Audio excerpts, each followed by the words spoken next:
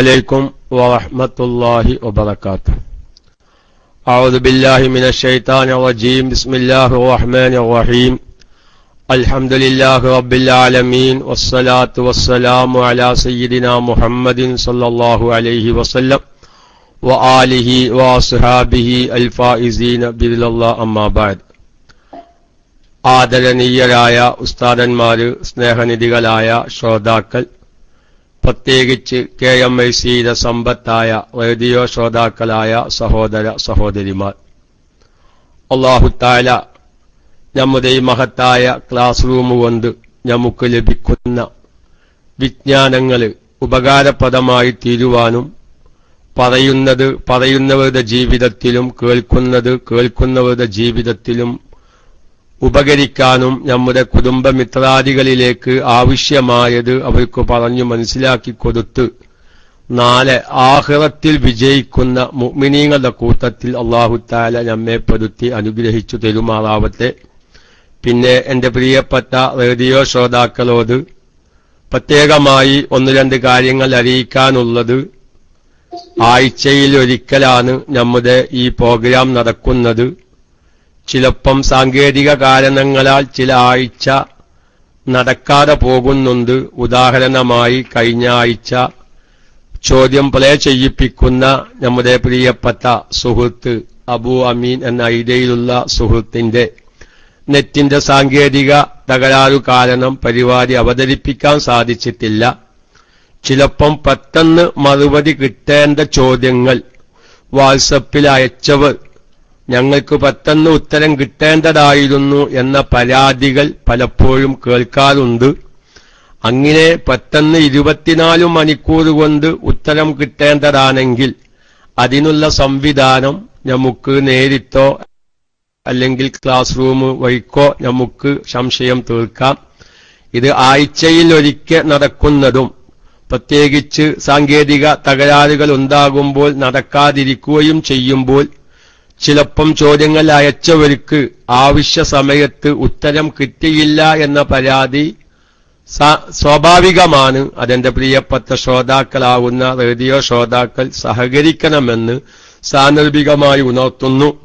പിന്നെ നിങ്ങൾ അയച്ച ഏതെങ്കിലും ചോദ്യങ്ങൾക്ക് ഉത്തരം കിട്ടാതെ പോയിട്ടുണ്ടെങ്കിൽ അതിന് സാധുവായ ഞാനും അബു അമീൻ എന്ന പ്രിയപ്പെട്ട സുഹൃത്തും ഉത്തരവാദിയല്ല. കാരണം പലപ്പോഴും ചോദിച്ചത് എന്താണെന്ന് വ്യക്തമാവാത്ത സാഹചര്യത്തിലും ചിലപ്പം ചില ചോദ്യങ്ങൾ പരസ്യമായി പറയാൻ പറ്റാത്ത സാഹചര്യങ്ങൾ ഉണ്ടാകുമ്പോഴും അപശബ്ദങ്ങൾ ചോദ്യത്തിന്റെ ഒപ്പം ഉണ്ടായതുകൊണ്ടും മനസ്സിലാവാത്തതുകൊണ്ടൊക്കെയും പലപ്പോഴും പല ചോദ്യങ്ങളും ഒഴിവാക്കേണ്ടതായി വന്നിട്ടുണ്ട് എന്ന കാര്യവും എന്റെ പ്രിയപ്പെട്ട ശ്രോതാക്കൾ അറിയിക്കുന്നു.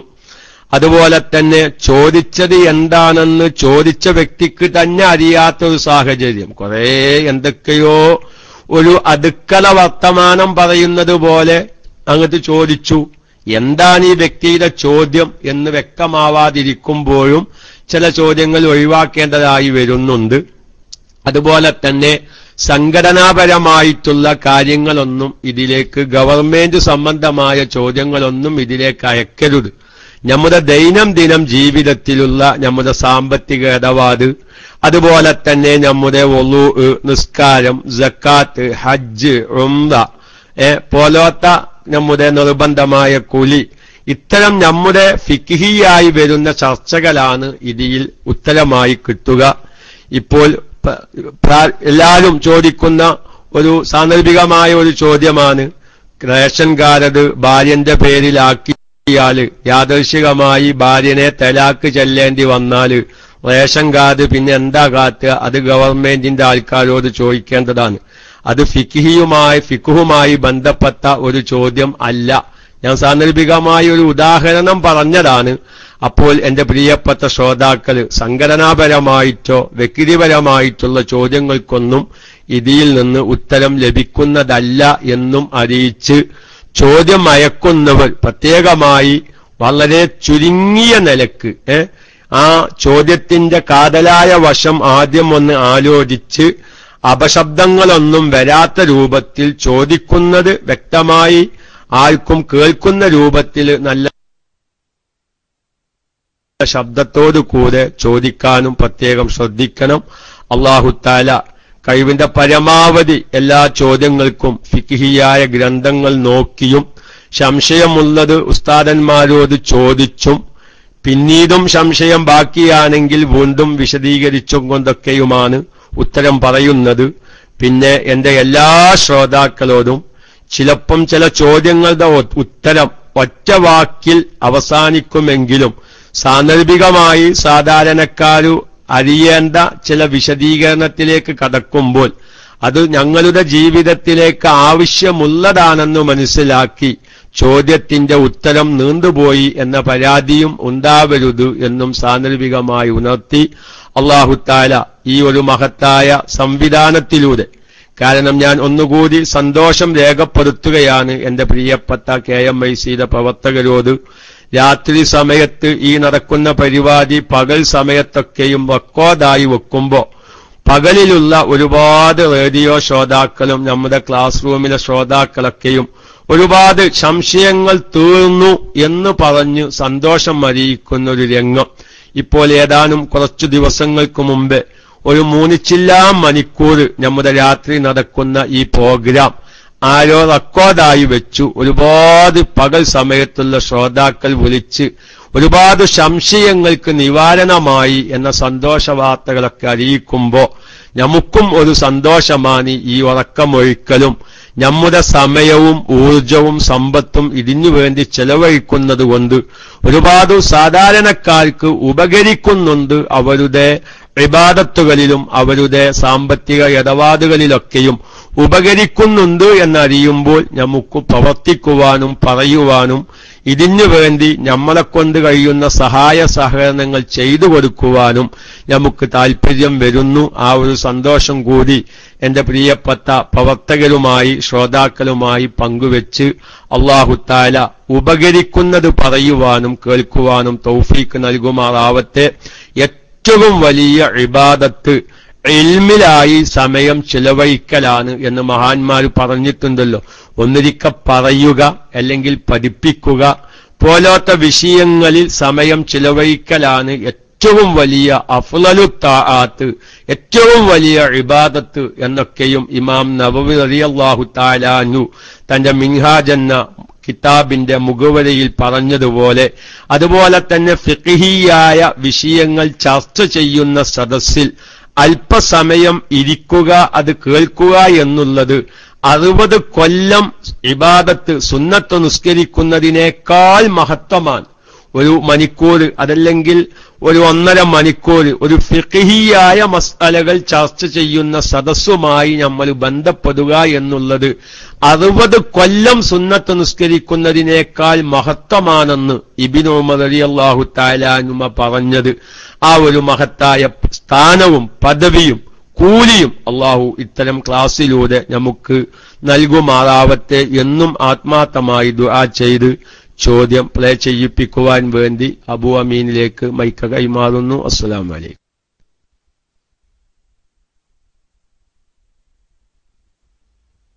അസ്സലാമു അലൈക്കും വറഹ്മത്തുള്ളാഹി വബറകാതുഹു.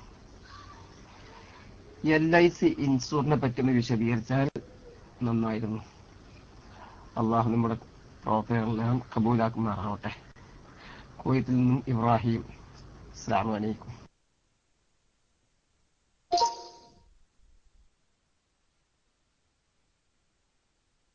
സലാം.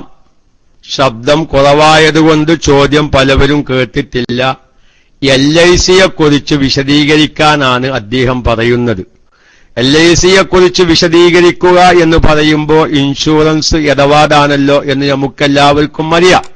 പക്ഷേ അതിന്റെ ഭൗതികമായ വശങ്ങളായിരിക്കില്ല ചോദ്യകർത്താവിന്റെ ലക്ഷ്യം. അതിന്റെ ഇസ്ലാമികമായ വശം, അത് അനുവദനീയമാണോ അതല്ല ഹറാമാണോ എന്നതായിരിക്കുമല്ലോ ഒരു മുസൽമാന്റെ അന്വേഷണം. ഭൗതികമായ വശത്തിൽ എങ്ങനെയാണ്, എന്താണ് LIC, അതിന്റെ നിയമവശങ്ങൾ എന്താണ്, അത് എവിടെയാണ് ചേരേണ്ടത്, അതിന്റെ ഫോം എവിടെന്നാണ് കിട്ടേണ്ടത്, ഇതൊന്നും ആയിരിക്കില്ലല്ലോ KMICയിൽ ചോദ്യം കൊണ്ട് ഉദ്ദേശിക്കുന്നത്. അദ്ദേഹം ഒറ്റവാക്കിൽ LICയെ കുറിച്ചൊന്ന് വിശദീകരിച്ചാലും അതുകൊണ്ട് അതിന്റെ ഇസ്ലാമിക വശമാണ് എന്ന് നമുക്കറിയാം. എന്റെ പ്രിയപ്പെട്ട സാധാരണക്കാർ, വളരെ വ്യക്തമായി കാലോചിതമായി അറിഞ്ഞിരിക്കേണ്ട ഒരു സുപ്രധാനമായ ചോദ്യം തന്നെയാണ് ആ പ്രിയപ്പെട്ട സുഹൃത്ത് ചോദിച്ചിട്ടുള്ളത്. അല്ലാഹു തആല അതിന്റെ ഒരു വ്യക്തമായ മറുപടി മനസ്സിലാക്കി ജീവിതത്തിൽ അത് ഉപകരിക്കാനുള്ള തൗഫീഖ് അല്ലാഹു നൽകുമാറാവട്ടെ എന്ന് പറഞ്ഞ് ആധുനിക മനുഷ്യന്റെ ദൈനംദിനം കാര്യങ്ങളിൽ ഒരു അഭിവാജ്യ ഘടകമായി തീർന്നിട്ടുണ്ട് ഇൻഷുറൻസ് എന്ന് നമുക്കറിയാം. കുറച്ചു മുമ്പ് സാധാരണക്കാരന് അങ്ങനെ ഒരു പേരിനെ കുറിച്ച് കേട്ടുകേൾവി മാത്രമേ ഉണ്ടായിരുന്നുള്ളൂ.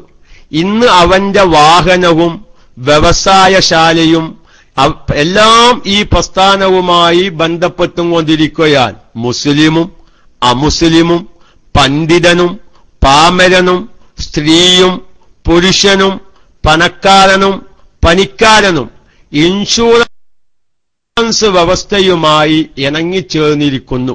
വ്യക്തിയും സമൂഹവും പ്രദേശവും ദേശവും അതുമായി അഭേദ്യ ബന്ധം പുലർത്തുന്നു. ഇൻഷുറൻസിൽ നിന്ന് മുക്തമായ ഒരു സമൂഹത്തെ സങ്കൽപ്പിക്കാൻ പോലും ആധുനിക ലോകത്തിന് കഴിയില്ല. ആഗോളാടിസ്ഥാനത്തിൽ തന്നെ മനുഷ്യ ജീവിതം ഈ പ്രസ്ഥാനവുമായി അഴിച്ചുമാറ്റാൻ കഴിയാത്ത വിധം ബന്ധപ്പെട്ടും കൊണ്ടിരിക്കുകയാണ്. ഇത് എന്നേക്കാൾ എന്റെ പ്രിയപ്പെട്ട ശ്രോതാക്കൾക്ക് വ്യക്തമാണ്. കാരണം ഗൾഫുകാരായവർ പ്രത്യേകം ശ്രദ്ധിക്കണം.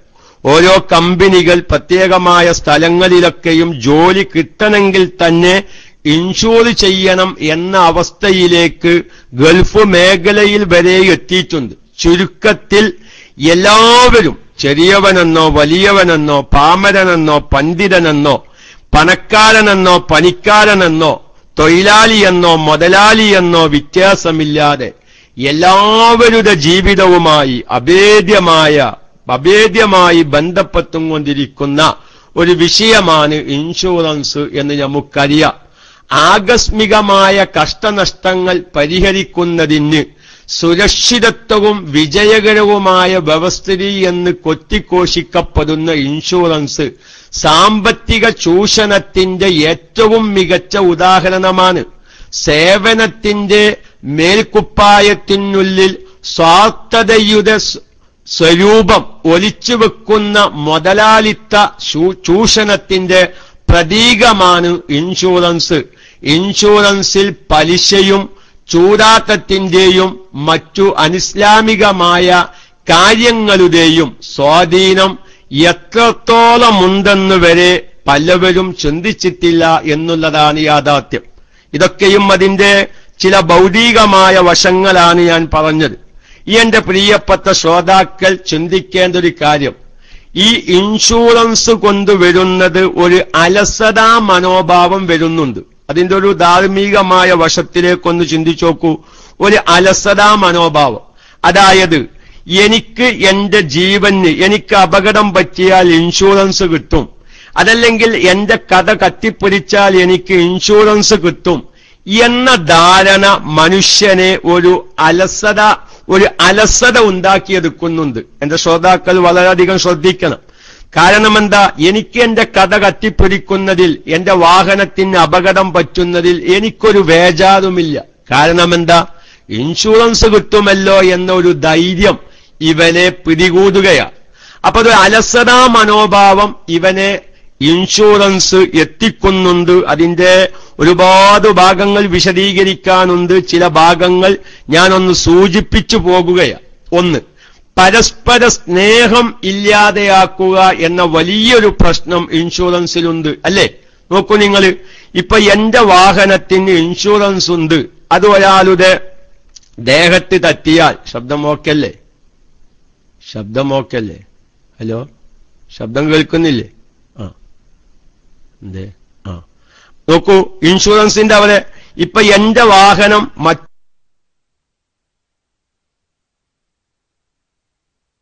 മറ്റൊരാളുടെ കേസായിക്കോ, എനിക്ക് ഇൻഷുറൻസ് കേസായിക്കോ എന്ന് പറഞ്ഞ് ഇവന്റെ വഴിക്ക് പോകുകയാണ്. നേരെ മറിച്ച് ഇൻഷുർ ഇല്ലെങ്കിലോ, എന്റെ ഒരു സുഹൃത്തിന് അപകടം പറ്റിയിട്ടുണ്ട്, അല്ലേ? അവന് എന്ത് വേണം? ഹോസ്പിറ്റലിൽ എത്തിക്കണം. അവനിക്ക് വേണ്ട സഹായ സഹകരണങ്ങൾ ചെയ്തു കൊടുക്കണം പോലോത്ത ചിന്തകളിൽ നിന്നെല്ലാം ഇൻഷുറൻസ് മനുഷ്യനെ വഴിതിരിച്ചു വിടുകയാണ്. അപ്പോൾ കാരണം പലപ്പോഴും പല അപകടങ്ങളിലും കാണാം. ഈ വാഹന ഇൻഷുറൻസുമായി ബന്ധപ്പെട്ട് ചിന്തിക്കുമ്പോ നീ അത് കേസാക്കിക്കോ, എനിക്കൊരു വിഷയവുമില്ല, എനിക്ക് ഇൻഷുറൻസ് ഉണ്ട് എന്ന് പറഞ്ഞ് ആ ഒരു പരസ്പര സ്നേഹത്തിന് തുരങ്കം വെക്കുന്ന ഒരു അവസ്ഥയിലേക്ക് ഇൻഷുറൻസ് എത്തുന്നുണ്ട്. പിന്നീടോ നോക്ക് നിങ്ങൾ, പോളിസി ഉടമ, അതിന്റെ ഓരോ ഭാഗങ്ങളും ഇതിനൊരുപാട് സെക്ഷനുകളുണ്ട്. നോമിനേഷൻ, പോളിസി, ഇൻഷെയ്ഡ്, പ്രീമിയം എന്നൊക്കെയും പറഞ്ഞ് ഇതിന്റെ ഓരോ കമ്പനിക്കാർ ഓരോ വകുപ്പിന് നൽകുന്ന പേരുകൾ, ആ പേരുകളുടെ ഉദ്ദേശം എന്താണെന്ന് കൂടി സാധാരണക്കാർക്ക് തിരിയുമ്പോഴാണ് കാര്യങ്ങൾ എളുപ്പത്തിൽ മനസ്സിലാവുക.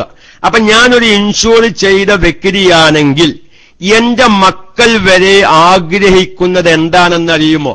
വാപ്പ പെട്ടെന്ന് മരിച്ചിട്ടുണ്ടെങ്കിൽ ഇൻഷൂറിന്റെ കായ് വലിയൊരു സംഖ്യ കിട്ടിയിരുന്നു, ഞങ്ങൾക്ക് സുഖമായി ജീവിക്കാമായിരുന്നു എന്ന ചിന്തയിലേക്ക് പോളിസി ഉടമയുടെ അവകാശികളെ, ഈ ഇൻഷൂർ ചെയ്തവന്റെ മരണശേഷമുള്ള അവകാശിയെ ആ ഒരു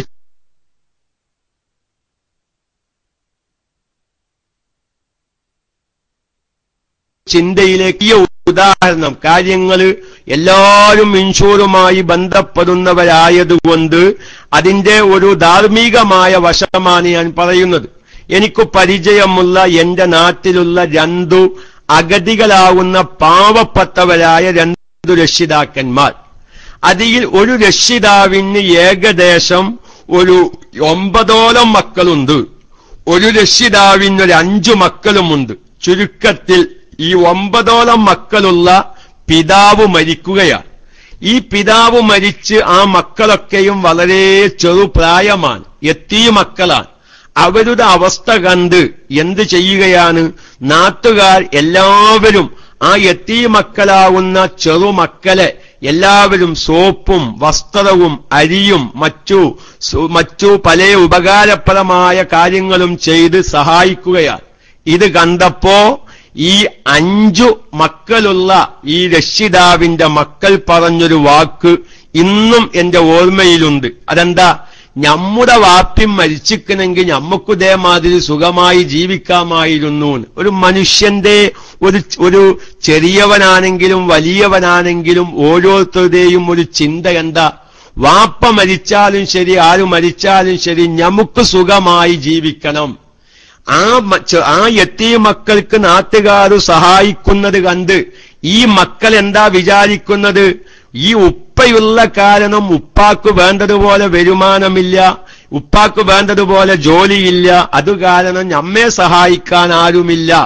അതുകൊണ്ട് നമ്മുടെ ഉപ്പയും മരിച്ചിക്കണമെങ്കിൽ അവർക്ക് കിട്ടും പോലെ നമുക്കും കിട്ടുമായിരുന്നു എന്ന ചിന്തയിലേക്ക് ഈ മരിക്കാത്ത പിതാവിന്റെ മക്കളെ എത്തിച്ച സംഭവം ഇന്നും ഞാൻ ഓർക്കുകയാണ്. അപ്പൊ ഞാൻ ഇവിടെ വളരെ വ്യക്തമായി ചിന്തിക്കേണ്ടത്, ഈ ഇൻഷുറൻസ് കൊണ്ട്, അപകട ഇൻഷുറൻസ് കൊണ്ടൊക്കെയും വരുന്നൊരു കാര്യം എന്താ?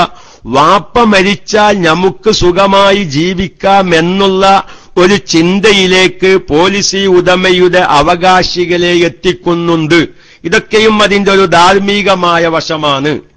അതുപോലെ തന്നെ അല്ലാഹു തആലാന്റെ ഖളാ ഖദറുമായുള്ള ഒരു ബന്ധം അവനിക്കില്ലാതെയായി പോകുന്നുണ്ടോ? കാരണം ഒരു അപകടം പറ്റുമ്പോ റബ്ബേ ജിന്നെ രക്ഷിക്കണേ എന്നുള്ള നല്ലൊരു മനസ്സ് എപ്പോഴും അള്ളാഹുമായുള്ള ഒരു അഭേദ്യമായ ബന്ധം, എനിക്ക് അപകടങ്ങളൊന്നും വരുത്തരുത്, എന്റെ കച്ചവടത്തിൽ നഷ്ടങ്ങളൊന്നും വരുത്തരുത്, എന്റെ കച്ചവടം സുരക്ഷിതത്വമാക്കണേ. പക്ഷേ ഒരു ഇൻഷൂർ ചെയ്തവന് അങ്ങനെ ഒരു ചിന്തയില്ല. ആയിക്കോട്ടെ, എന്താച്ചായിക്കോട്ടെ, എന്ത് അപകടം പറ്റിയാലും, കഥ കത്തിപ്പൊരിച്ചാലും, കള്ളൻ കടന്നാലും, എന്ത് സംഭവിച്ചാലും, വാഹനം പോയി ഇടിച്ചാലും എല്ലാം ഇൻഷൂർ കിട്ടും എന്നുള്ള ഒരു തോന്നലിലേക്ക് മനുഷ്യരെ എത്തിക്കുന്നുണ്ട് എന്ന കാര്യം സാന്ദർഭികമായി ഉണർത്തുകയാണ്. ഇനി ഇൻഷൂറിനെ ന്യായീകരിക്കുന്ന ചില ആളുകൾ, അത് ഹറാമാണ്, അതൊക്കെ ഞാൻ അതിലേക്ക് കടന്നു വരാം. ഇൻഷൂറിനെ ന്യായീകരിക്കുന്ന ചില ആളുകളുണ്ട്. അവര് കച്ചവടം നടത്തി ലാഭമാണ് നമുക്ക് തരുന്നത്, അല്ലെ? അങ്ങനെ ഒരു ചിന്ത പലവർക്കുണ്ട്. പല സാധാരണക്കാരും ഇൻഷൂറിനെ ന്യായീകരിക്കുന്ന ഒരു ഇതാണ്. അവര് കച്ചവടം നടത്തിയിട്ട് നമ്മൾ അടക്കുന്ന പൈസന്റെ അല്ലെങ്കിൽ സംഖ്യയുടെ ലാഭം തരികയാണെന്ന്. ഓക്കെ, ഞാൻ അത് സമ്മതിച്ചു. പ്രിയപ്പെട്ട ശ്രോതാക്കൾ ശ്രദ്ധിക്കണം. അവർ കച്ചവടം, ഇൻഷുറൻസ് കമ്പനി നടത്തുന്ന കച്ചവടം ഒന്നിരിക്കൽ പലിശയുമായി ബന്ധപ്പെട്ടതാണ്. അല്ലെങ്കിൽ ഇസ്ലാം അനുവദിക്കാത്ത രൂപത്തിലുള്ള ഷെയർ ബിസിനസ്സിലാണ് ഇൻഷുറൻസ് കമ്പനി നമ്മളുടെ അടുക്കൽ നിന്ന് പ്രീമിയമായി വാങ്ങുന്ന സംഖ്യ ഉപയോഗപ്പെടുത്തുന്നത് എന്ന കാര്യം മറന്നുപോകരുത്. കാരണം നമ്മൾ അടക്കുന്ന സംഖ്യകൾ അവർ പലിശക്ക് കൊടുത്തു ലാഭമുണ്ടാക്കുകയാണ്. ഈ പലിശക്ക് കൊടുത്ത് ലാഭമുണ്ടാക്കാനുള്ള ഒരു സഹായം നമ്മളുടെ ഭാഗത്തിൽ നിന്നുണ്ടാവുന്നു. വിശുദ്ധമായ ഇസ്ലാം അങ്ങേയറ്റം നിശിതമായി എതിർത്ത പലിശ ഇടപാടിനെ സഹായിക്കാനുള്ള ഒരു സഹായം ഈ പ്രീമിയം അടക്കാം ഇൻഷുറൻസിൽ നമ്മൾ ചേരൽ കാരണം സംഭവിക്കുന്നു എന്ന കാര്യം മറക്കരുത്. ഇനി അവര് കച്ചവടം ചെയ്യുകയാണെങ്കിൽ തന്നെ ഇന്ത്യൻ വിപണിയിലുള്ള ഷെയർ ബിസിനസ്സിലാണ് അവർ ഡിപ്പോസിറ്റ് ചെയ്യുന്നത്.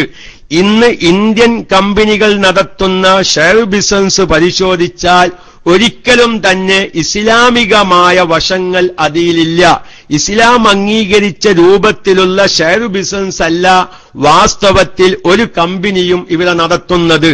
അപ്പൊ അതുകൊണ്ട് നമ്മൾ കൊടുക്കുന്ന സംഖ്യ അവർ കച്ചവടം ചെയ്ത് ലാഭമാണ് നമുക്ക് താൻ, അല്ലെങ്കിൽ നിഷിദ്ധമാവാതിരിക്കാൻ ഒരിക്കലും ന്യായം അല്ല. കാരണം നമ്മൾ കൊടുക്കുന്ന സംഖ്യ പലിശക്ക് കൊടുത്തും അനിസ്ലാമികമായ ബിസിനസ് നടത്തിയിട്ടുമാണ് അവർ ലാഭമുണ്ടാക്കുന്നത്. ആ നിലക്കും ഈ ഇൻഷുറൻസ് ഹറാമ് തന്നെയാകുന്നു. ഇനി എന്റെ പ്രിയപ്പെട്ട സാധാരണക്കാർ എല്ലാവരും മനസ്സിലാക്കേണ്ട പ്രധാനപ്പെട്ട ഒരു കാര്യം, വാസ്തവത്തിൽ ഈ ഇൻഷുറൻസ് എന്ന് പറയുന്നത് ഒരു പലിശ ഇടപാടാകുന്നു. ഒരു പലിശ ഇടപാടാകുന്നു. എങ്ങനെയാണ് ഇതൊരു പലിശ ഇടപാടാകുക എന്ന് പലപ്പോഴും സാധാരണക്കാർ ചിന്തിക്കാറുണ്ട്. അത് മനസ്സിലാവണമെങ്കിൽ ആദ്യം പലിശയുടെ ഇനങ്ങൾ ഒന്ന് സാന്ദർഭികമായി അറിയുമ്പോഴാണ് ഇൻഷുറൻസ് എന്ന് പറയുന്നത് ഒരു പലിശ ഇടപാടാണെന്ന് ആർക്കും വ്യക്തമാകും. കാരണം സാധാരണക്കാരുടെ ഹൃദയത്തില് പലിശ എന്ന് പറഞ്ഞാൽ ഒന്നു മാത്രമാണ്, അത് കടമിടപാടു പലിശ. ഒരു സംഖ്യ കടം കൊടുക്കുമ്പോൾ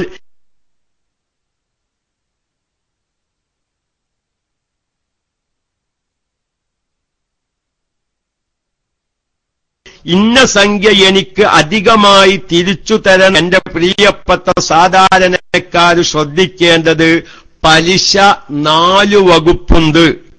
പലിശ 4 വകുപ്പുണ്ട്. ഇത് തിരിയുമ്പോഴാണ് ഇൻഷുറൻസ് ഒരു പലിശ ഇടപാടാണെന്നും അത് നിഷിദ്ധമാണെന്നും അതിൽ ചേരാൻ പാടുകയില്ല ഏത് വകുപ്പിലുള്ള, അത് വിവാഹ ഇൻഷുറൻസ് ആവട്ടെ, വിദ്യാഭ്യാസ ഇൻഷുറൻസ് ആവട്ടെ, അല്ലെങ്കിൽ അപകടകരമായ ലൈഫ് ഇൻഷുറൻസ് ആവട്ടെ, ഏത് ഇനത്തിൽപ്പെട്ട ഇൻഷുർ ആയാലും അതൊരു പലിശ ഇടപാടാണ്.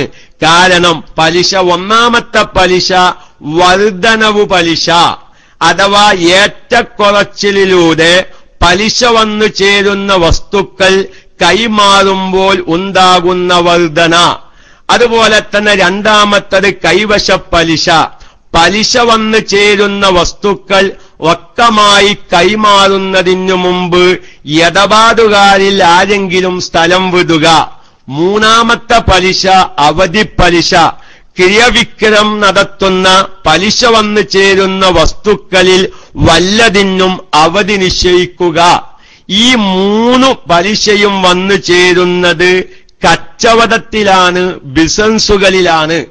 അവിടെ നാം ശ്രദ്ധിക്കേണ്ടത്, സ്വർണത്തിനു പകരം വിൽക്കുമ്പോൾ, വെള്ളിക്കു പകരം വിൽക്കുമ്പോൾ, പണത്തിനു പകരം കൈമാറ്റം നടത്തുമ്പോൾ അവിടെ പാലിക്കേണ്ട നിബന്ധനകൾ പാലിച്ചില്ലെങ്കിൽ അവിടെ പലിശ വരും.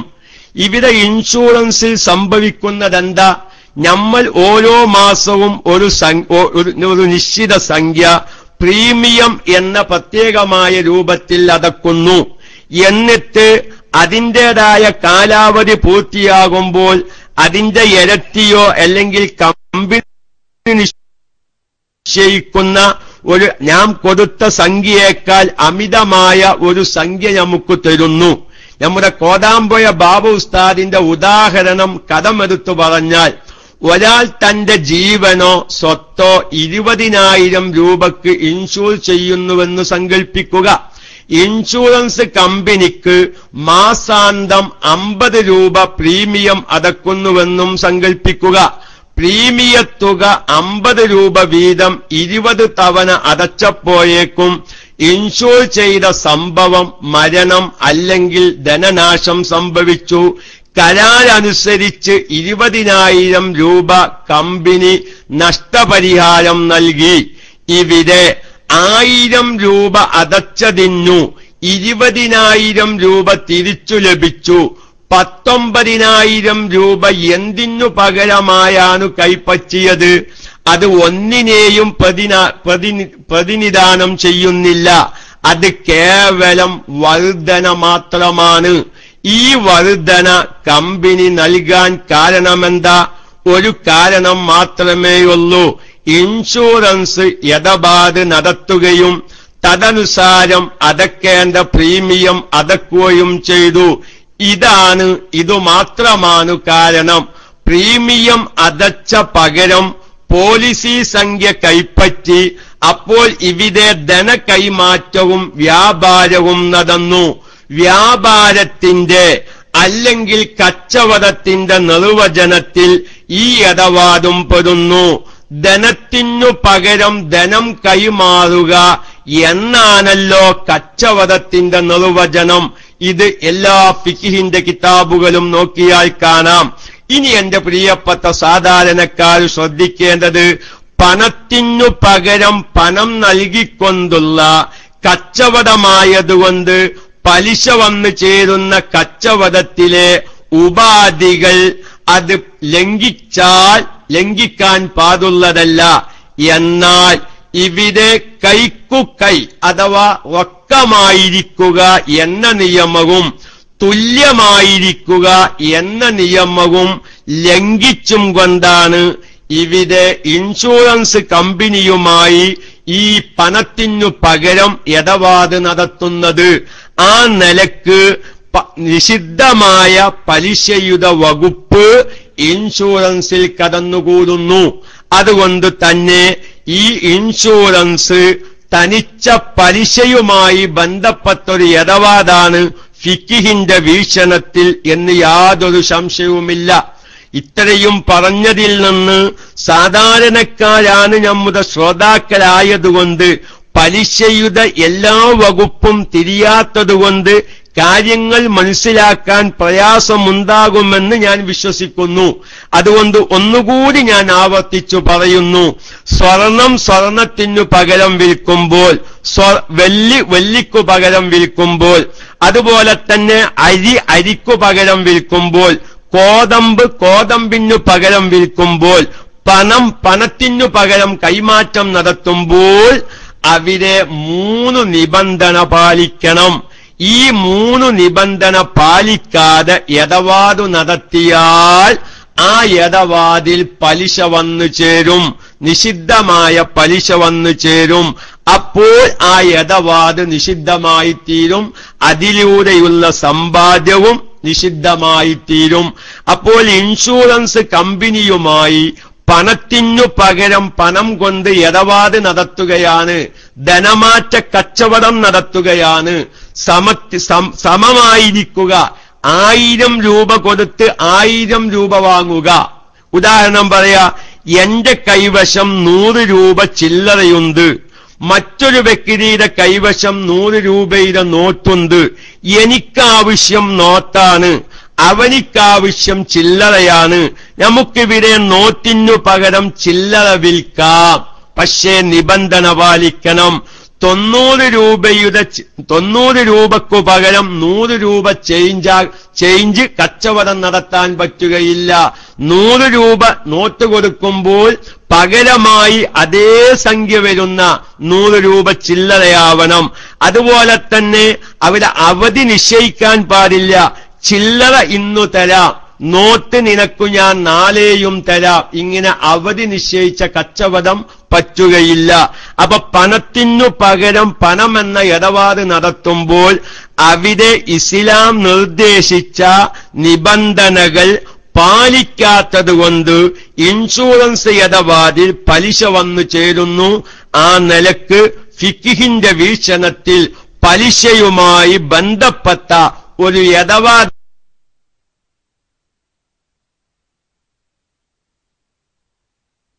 ഇൻഷുറൻസ് ഇടപാട്. ഏതെങ്കിലും അതിശക്തമായ ആ ഇടപാട് ഹറാമാണ്. അത് ഇന്ന് ലോകത്ത് ജീവിച്ചിരിക്കുന്ന ബഹുഭൂരിപക്ഷം പണ്ഡിതന്മാരും കേരളത്തിലെ എല്ലാ പണ്ഡിതന്മാരും ഇൻഷുറൻസ് കമ്പനിയുമായി നടത്തുന്ന എല്ലാ ഇടപാടുകളും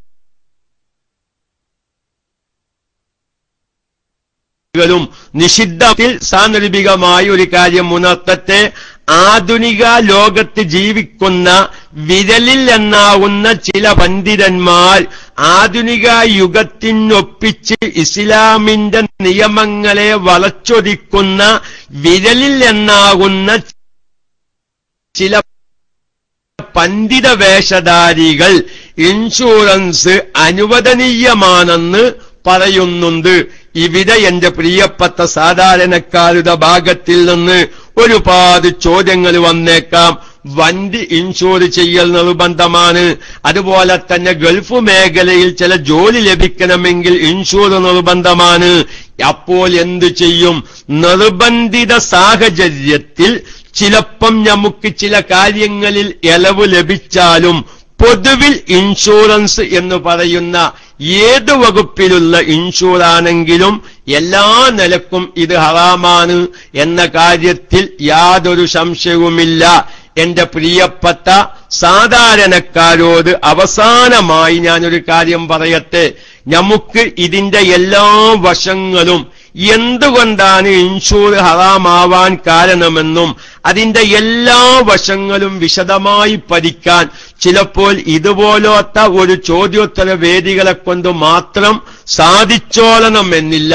അതുകൊണ്ട് എന്റെ പ്രിയപ്പെട്ട സുന്നത്ത് ജമാഅത്തിന്റെ പ്രവർത്തകരോട് ഞാൻ വളരെ വ്യക്തമായി പറയുന്നു, ഇന്ന് കേരളത്തില് ഫിഖ്ഹിയായ വിഷയങ്ങളിൽ ആധികാരികമായി വിഷയങ്ങൾ പറയാൻ അർഹതയുള്ളൊരു പണ്ഡിതൻ തന്നെയാണ് നമ്മുടെ പ്രിയപ്പെട്ട കോതാമ്പുഴ ബാബ ഉസ്താദ്. അള്ളാഹു ആഫിയത്തുള്ള ആയുസ് നൽകുമാറാവട്ടെ. അതുകൊണ്ട് എന്റെ പ്രിയപ്പെട്ട സാധാരണക്കാർ എല്ലാവരോടും ഇതൊരു വിശാലമായ പഠനം. കാരണം ഞാൻ നേരത്തെ ആമുഖത്തിൽ ഉണർത്തിയതുപോലെ പണക്കാരനെന്നും പനിക്കാരനെന്നും മുസ്ലിമെന്നും അമുസ്ലിമെന്നും പുരുഷനെന്നും സ്ത്രീയുമെന്നും ആരും വ്യത്യാസമില്ലാതെ ഒരാൾക്കും ഒഴിച്ചുകൂടാൻ പറ്റാത്ത രൂപത്തില് ജീവിതവുമായി ബന്ധപ്പെട്ട് കിടക്കുന്ന ഒരു വിഷയമാണ് ഇൻഷുറൻസ്. അതുകൊണ്ട് അതിനെപ്പറ്റൊരു വിശാലമായ പഠനം ഓരോരുത്തരും ഇത് ചേരാൻ പറ്റുമോ, എന്തുകൊണ്ട് ഇത് ചേരാൻ പറ്റില്ല, അതിന്റെ വശങ്ങൾ മനസ്സിലാക്കാൻ വിശാലമായി പഠിക്കാൻ താല്പര്യമുള്ളവര് മഹാനായ കോതാമ്പുഴ ബാബ ഉസ്താദ് ഇൻഷുറൻസും ഷെയർ ബിസിനസും ഇസ്ലാമിക വീക്ഷണത്തിൽ എന്ന് പറയുന്ന ഒരു പുസ്തകം എഴുതിയിട്ടുണ്ട്.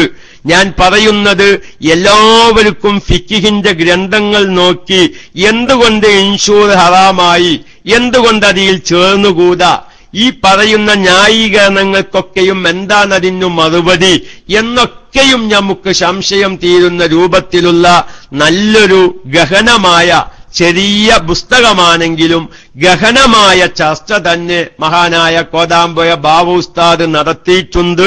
അതുകൊണ്ട് എന്റെ പ്രിയപ്പെട്ട പ്രവർത്തകരെല്ലാവരും എല്ലാ ശ്രോതാക്കളും അത്തരമൊരു പുസ്തകം വാങ്ങി വായിച്ച് ഇൻഷൂറുമായി ബന്ധപ്പെടുന്ന വ്യക്തികൾക്ക് ഒരു നിർബന്ധിത സാഹചര്യമില്ലാതെ ഒരു അപകടം വരുന്ന സമയത്ത് ഇൻഷൂർ കിട്ടാൻ വേണ്ടി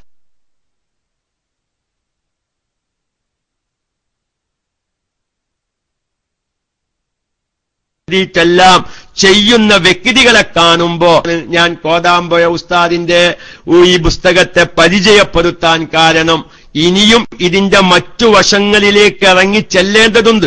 പക്ഷെ അങ്ങനെ ഒരു ചർച്ച നമ്മൾ ചോദ്യോത്തരത്തിൽ നടക്കുമ്പോൾ മറ്റു ചോദ്യങ്ങൾ അയച്ച ശ്രോതാക്കൾക്ക് വിഷമമാകുമെന്ന നിലയ്ക്ക് ഞാനൊന്ന് സൂചിപ്പിക്കുകയാണ്.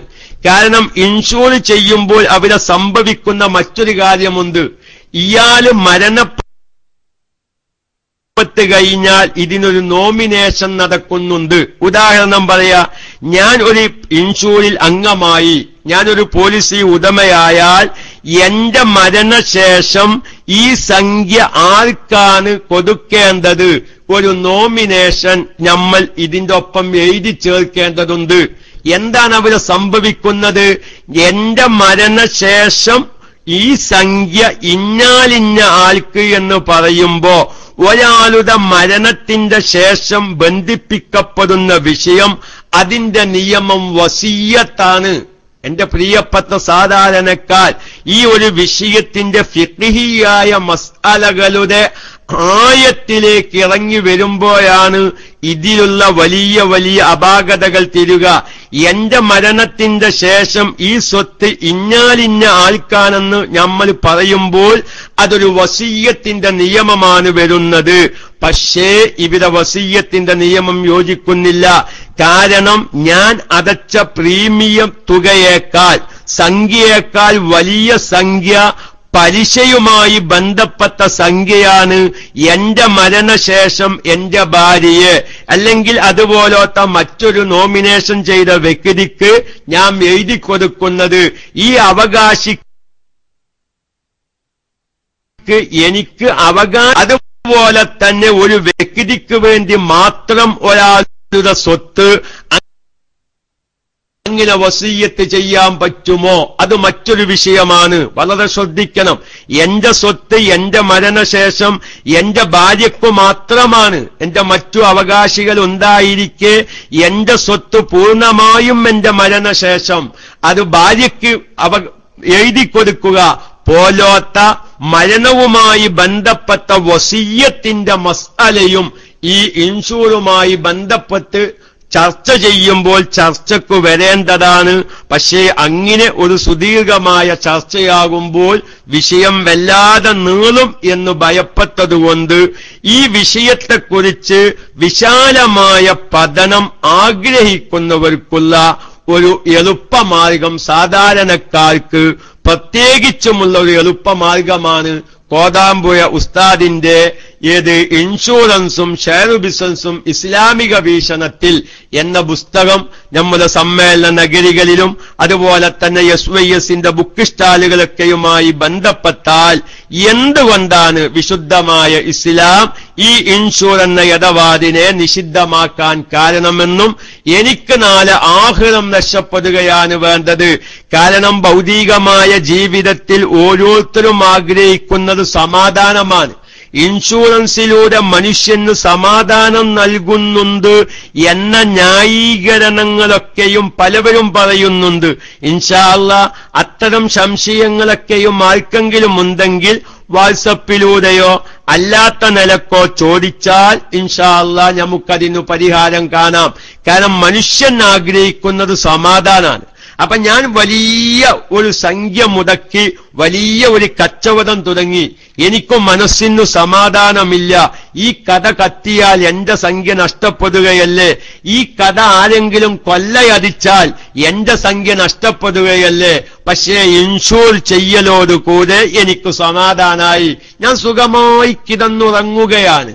കാരണം കട കൊള്ളയടിച്ചാലും അത് കത്തിപ്പിടിച്ചാലും എനിക്കൊരു ബേജാറില്ല. അത് ഇൻഷൂർ കമ്പനി എന്ത് ചെയ്യും? അപകടം പറ്റി ഇൻഷൂർ കമ്പനി പറയുന്ന നിയമങ്ങൾ ഒത്താൽ ഇവിടെ നമുക്കെന്ത് ചെയ്യും, നഷ്ടപരിഹാരം കിട്ടുമെന്ന കാര്യം ഉറപ്പാണ്. ഈ സമാധാനം ന്യായീകരിച്ച് ഇൻഷൂർ നല്ലതാണെന്ന് പറയുന്ന ചില പണ്ഡിത വേഷധാരികളുണ്ട്. ഇൻഷാ അല്ലാഹ് അത്തരം മറുപടികളിലേക്ക് ഇപ്പോൾ കടക്കുന്നില്ല. അതുകൊണ്ട് എന്റെ പ്രിയപ്പെട്ട പറയട്ടെ, നമ്മൾ ജ്വല്ലരിയിൽ നിന്ന് ആഭരണം കടം വാങ്ങുമ്പോൾ അവിടെ പലിശ വരുന്നുണ്ട് എന്ന് എത്ര പേർക്കറിയും? ഇന്ന് നമ്മളുടെ ഒരു മകളുടെ കല്യാണം, ഒരു പെങ്ങളുടെ കല്യാണം നിശ്ചയിച്ചു, 25 പവൻ ആഭരണം നൽകണം. പക്ഷേ ആ 25 പവൻ ആഭരണത്തിനുള്ള കാശ് എന്റെ കൈവശമില്ല. നമ്മൾ എന്താ ചെയ്യുന്നത്? ജ്വല്ലരിക്കാരനെ പോയി കാണുന്നു, എന്റെ മകളുടെ കല്യാണമാണ്, 25 പവൻ ആഭരണം വേണം, പക്ഷേ ആഭരണത്തിന് കാശില്ല, ഞാനൊരു 3 മാസം കഴിഞ്ഞിട്ടു തരാം, അവധി പറഞ്ഞ് ആഭരണം വാങ്ങുന്നു. പണം കൊടുത്ത്, ഇന്ത്യൻ കറൻസി കൊടുത്ത് സ്വർണം കടം വാങ്ങുമ്പോൾ അവിടെ 2 നിബന്ധന വെക്കേണ്ടതുണ്ട്. ഒന്ന്, അവധി നിശ്ചയിക്കാതിരിക്കുക. അവധി നിശ്ചയിച്ചാൽ അവിടെ അവധി പലിശ വരുന്നു. പക്ഷെ ഇത് പറയുമ്പോൾ എന്റെ ശ്രോതാക്കൾ ചിന്തിച്ചേക്കും, ഉസ്താദേ അങ്ങനെയാണെങ്കിൽ എങ്ങനെ ജീവിക്കും? ജീവിക്കാനെല്ലാം മാർഗങ്ങൾ പലതുമുണ്ടായേക്കാം. അപ്പൊ അതുകൊണ്ട് എന്റെ സാധാരണക്കാർ ഒന്നുകൂടി ആവർത്തനം നിങ്ങൾക്ക് ബുദ്ധിമുട്ടാവരുത്. പക്ഷേ സാധാരണക്കാർ പലിശയുടെ ഇനങ്ങൾ മനസ്സിലാക്കാത്തത് കൊണ്ടാണ് ഇത്തരം ഇടപാടുകൾ ഹറാമാണോ ഹലാലാണോ എന്ന ചിന്തകൾ വരുന്നത്. പലിശയുടെ 4 വകുപ്പുകളും വ്യക്തമായി ഓരോരുത്തരും മനസ്സിലാക്കിയാൽ നമ്മൾ ചെയ്യുന്ന ബിസിനസ്സുകളിൽ പലിശ വന്നു ചേരുന്നുണ്ടോ എന്ന് വ്യക്തമായി ആർക്കും മനസ്സിലാക്കാൻ സാധിക്കും. അതുകൊണ്ട് പലിശ ഇടപാട് നടത്തുമ്പോൾ പലിശ വന്നു ചേരുന്ന വസ്തുക്കൾ, നാണയം, ഭക്ഷ്യവസ്തുക്കൾ, ഇവർ തമ്മിൽ കൈമാറ്റം നടത്തുമ്പോൾ, ഇടപാട് നടത്തുമ്പോൾ, കച്ചവടം നടത്തുമ്പോൾ അതിൽ പാലിക്കേണ്ട നിബന്ധനകൾ പാലിച്ചില്ലെങ്കിൽ പലിശ വന്നു ചേരും. അപ്പൊ ഇൻഷുറൻസ് കമ്പനിയുമായി പണത്തിനു പകരം പണം കൊണ്ട് ഇടപാട് നടത്തുകയാണ്. അവിടെ കൈമാറ്റം നടത്തുക, അവധി സമമാവാതിരിക്കുക, അത് കാരണം വരുന്ന പലിശ, അവധി നിശ്ചയിക്കുക, അത് കാരണം വരുന്ന പലിശയെല്ലാം ഈ ഇടപാടിൽ കടന്നു വരുന്നത് കൊണ്ട് തന്നെ പണ്ഡിതന്മാർ, ഭൂരിപക്ഷം പണ്ഡിതന്മാർ, കേരളത്തിലെ സമസ്ത കേരള ജമീയത്തുൽ ഉലമയുടെ എല്ലാ പണ്ഡിതന്മാരും ഇൻഷൂറുമായുള്ള എല്ലാ ഇടപാടുകളും, എല്ലാ ഇനങ്ങളിലുള്ള ഇൻഷൂറും ഹറാമ് തന്നെയാണ് ആധികാരികമായ ഫത്വ എന്നും സാന്ദർഭികമായി അറിയിച്ച് വിശാലമായ പഠനത്തിനുള്ള വഴി ഞാൻ പറഞ്ഞു മനസ്സിലാക്കി തന്നു.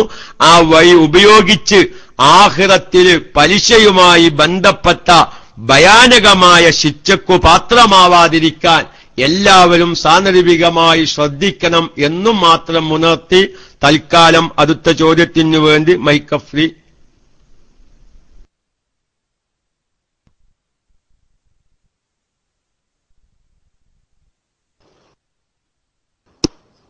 അസ്സലാമു അലൈക്കും വറഹ്മത്തുള്ളാഹി. എന്റെ പേര് സൈഫുദ്ദീൻ. ഉസ്താദെ, അവയവദാനം സർവ്വസാധാരണമായി നിൽക്കുന്നുണ്ടല്ലോ.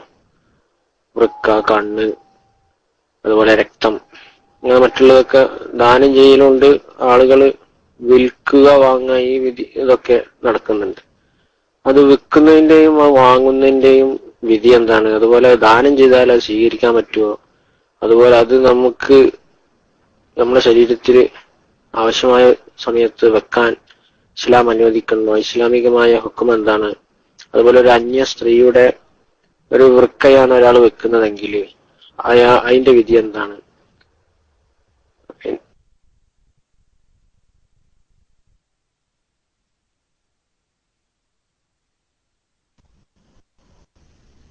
അസ്സലാമു അലൈക്കും. അതും തന്നെ കാലോചിതമായി സാന്ദർഭികമായി അറിയേണ്ട നല്ലൊരു ചോദ്യം തന്നെയാണ് ആ സുഹൃത്ത് ചോദിച്ചിട്ടുള്ളത്. അവയവദാനവും രക്തദാനവും ഇന്ന് സർവ്വസാധാരണയായി നടന്നുകൊണ്ടിരിക്കുക. കാരണം സാധാരണക്കാർ ശ്രദ്ധിക്കാത്ത ഒരു വിഷയത്തിലേക്ക് ചോദ്യത്തിന്റെ ഉത്തരവുമായി ഞാൻ നിങ്ങളുടെ ശ്രദ്ധ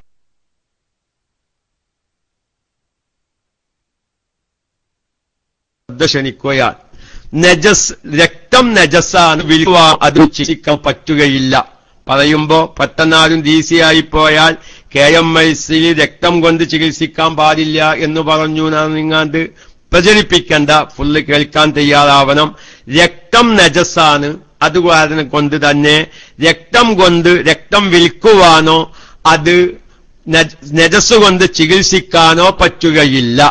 പക്ഷേ നിർബന്ധിത സാഹചര്യത്തിൽ, ഇപ്പോൾ വിശപ്പ് സഹിക്കാൻ വയ്യാതെ ഒരാൾ മരിക്കേണ്ട സാഹചര്യത്തിലേക്ക് എത്തിയാൽ നജസായ ചത്ത മാംസവും തിന്നാമെന്ന് പറഞ്ഞതുപോലെ നിർബന്ധിത സാഹചര്യത്തിൽ രക്തം കൊണ്ട് ചികിത്സ നടത്താം. നജസാണെങ്കിലും നജസ് കൊണ്ട് ചികിത്സ നടത്താം നിർബന്ധിത സാഹചര്യത്തിൽ.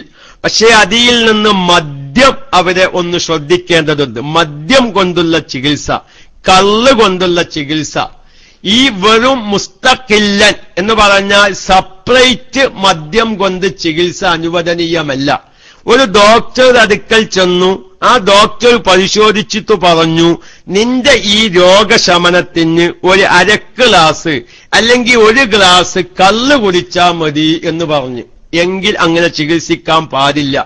പക്ഷെ ഈ കള്ളിനെ അല്ലെങ്കിൽ മദ്യത്തെ മറ്റൊരു മരുന്നിനോട് ചേർത്തും കൊണ്ട് ഒരു മരുന്ന് ഒരു സ്വീകാര്യയോഗ്യമായ ഡോക്ടർ കൽപ്പിക്കുകയാണെങ്കിൽ ഉപയോഗിക്കുകയും ചെയ്യാം. അപ്പൊ സെപ്പറേറ്റ് മദ്യം കൊണ്ടുള്ള ചികിത്സ അനുവദനീയമല്ല. അതുപോലെ തന്നെ നജസ് കൊണ്ടുള്ള ചികിത്സ അനുവദനീയമല്ല. പക്ഷെ നിർബന്ധിത സാഹചര്യത്തിൽ, ഉദാഹരണം രക്തം, ഒരാൾക്ക് രക്തം കയറ്റിയേണ്ടി വന്നു, രക്തം കയറ്റിയാൽ അവന്റെ ജീവൻ രക്ഷപ്പെടുമെന്ന് പ്രതീക്ഷയുണ്ടെങ്കിൽ രക്തം കയറ്റി ചികിത്സിക്കാം. പക്ഷേ രക്തം കൊണ്ട് ചികിത്സിക്കാൻ 2 നിബന്ധനയുണ്ട്. ഒന്ന്, ഈ രക്തമല്ലാത്ത മറ്റൊരു വസ്തു ഈ രോഗത്തിനു മരുന്ന് ലഭിക്കാതിരിക്കുന്ന ഒരു സാഹചര്യം വരിക. രക്തമല്ലാത്ത മറ്റേതെങ്കിലും ദ്രാവകങ്ങളെ കൊണ്ട് ചികിത്സിക്കാം. ഉദാഹരണം, ഇപ്പൊ നമ്മൾ ചില രോഗികളെ ഹോസ്പിറ്റലിൽ കൊണ്ടുപോയാൽ ഡോക്ടർ പരിശോധിച്ചിട്ട് പറയും രക്തത്തിന്റെ കുറവാണ്, ഒരു 2 കുപ്പി രക്തം കയറ്റിയാൽ. എല്ലാം ശ്രദ്ധിക്കണ മസല. ഇന്നൊക്കെ നമ്മൾ ഈ മസല ആരും ശ്രദ്ധിക്കുന്നില്ല. പ്രശ്നം അവസാനിക്കുന്നതാണ്. നമ്മൾ വേഗം ഗ്രൂപ്പ് അന്വേഷിക്കും, രക്തം അന്വേഷിക്കും, എന്നിട്ട് എന്ത് ചെയ്യും, രക്തം കയറ്റും. പക്ഷെ അവരെ ശ്രദ്ധിക്കണം, ഈ വ്യക്തിക്ക് രക്തം കയറ്റിയാൽ പെട്ടെന്ന് ഈ വ്യക്തിക്ക് ഒരു സുഖം കിട്ടും. നേരെ മറിച്ച് മറ്റേതെങ്കിലും തോന്നിക്കുകളോ അരീഷ്ടങ്ങളോ ഒരു 2 ആഴ്ചയോ 3 ആഴ്ചയോ കഴിച്ചാൽ ഈ വിഷയത്തിനു പരിഹാരം ലഭിക്കും. പക്ഷേ മരുന്ന് രക്തമല്ലാത്ത മറ്റു മരുന്ന് കഴിക്കുമ്പോൾ ദിവസങ്ങൾ പിടിച്ചു എന്ന് വരും. നേരെ മറിച്ചു രക്തത്തിന്റെ കുറവിന് പെട്ടെന്ന് രക്തം കയറ്റിയാലോ പെട്ടെന്ന് പ്രശ്നത്തിനു പരിഹാരമാണ്. പക്ഷേ അതിന്റെ പേരിൽ രക്തം കയറ്റി ചികിത്സിക്കാൻ പറ്റുകയില്ല.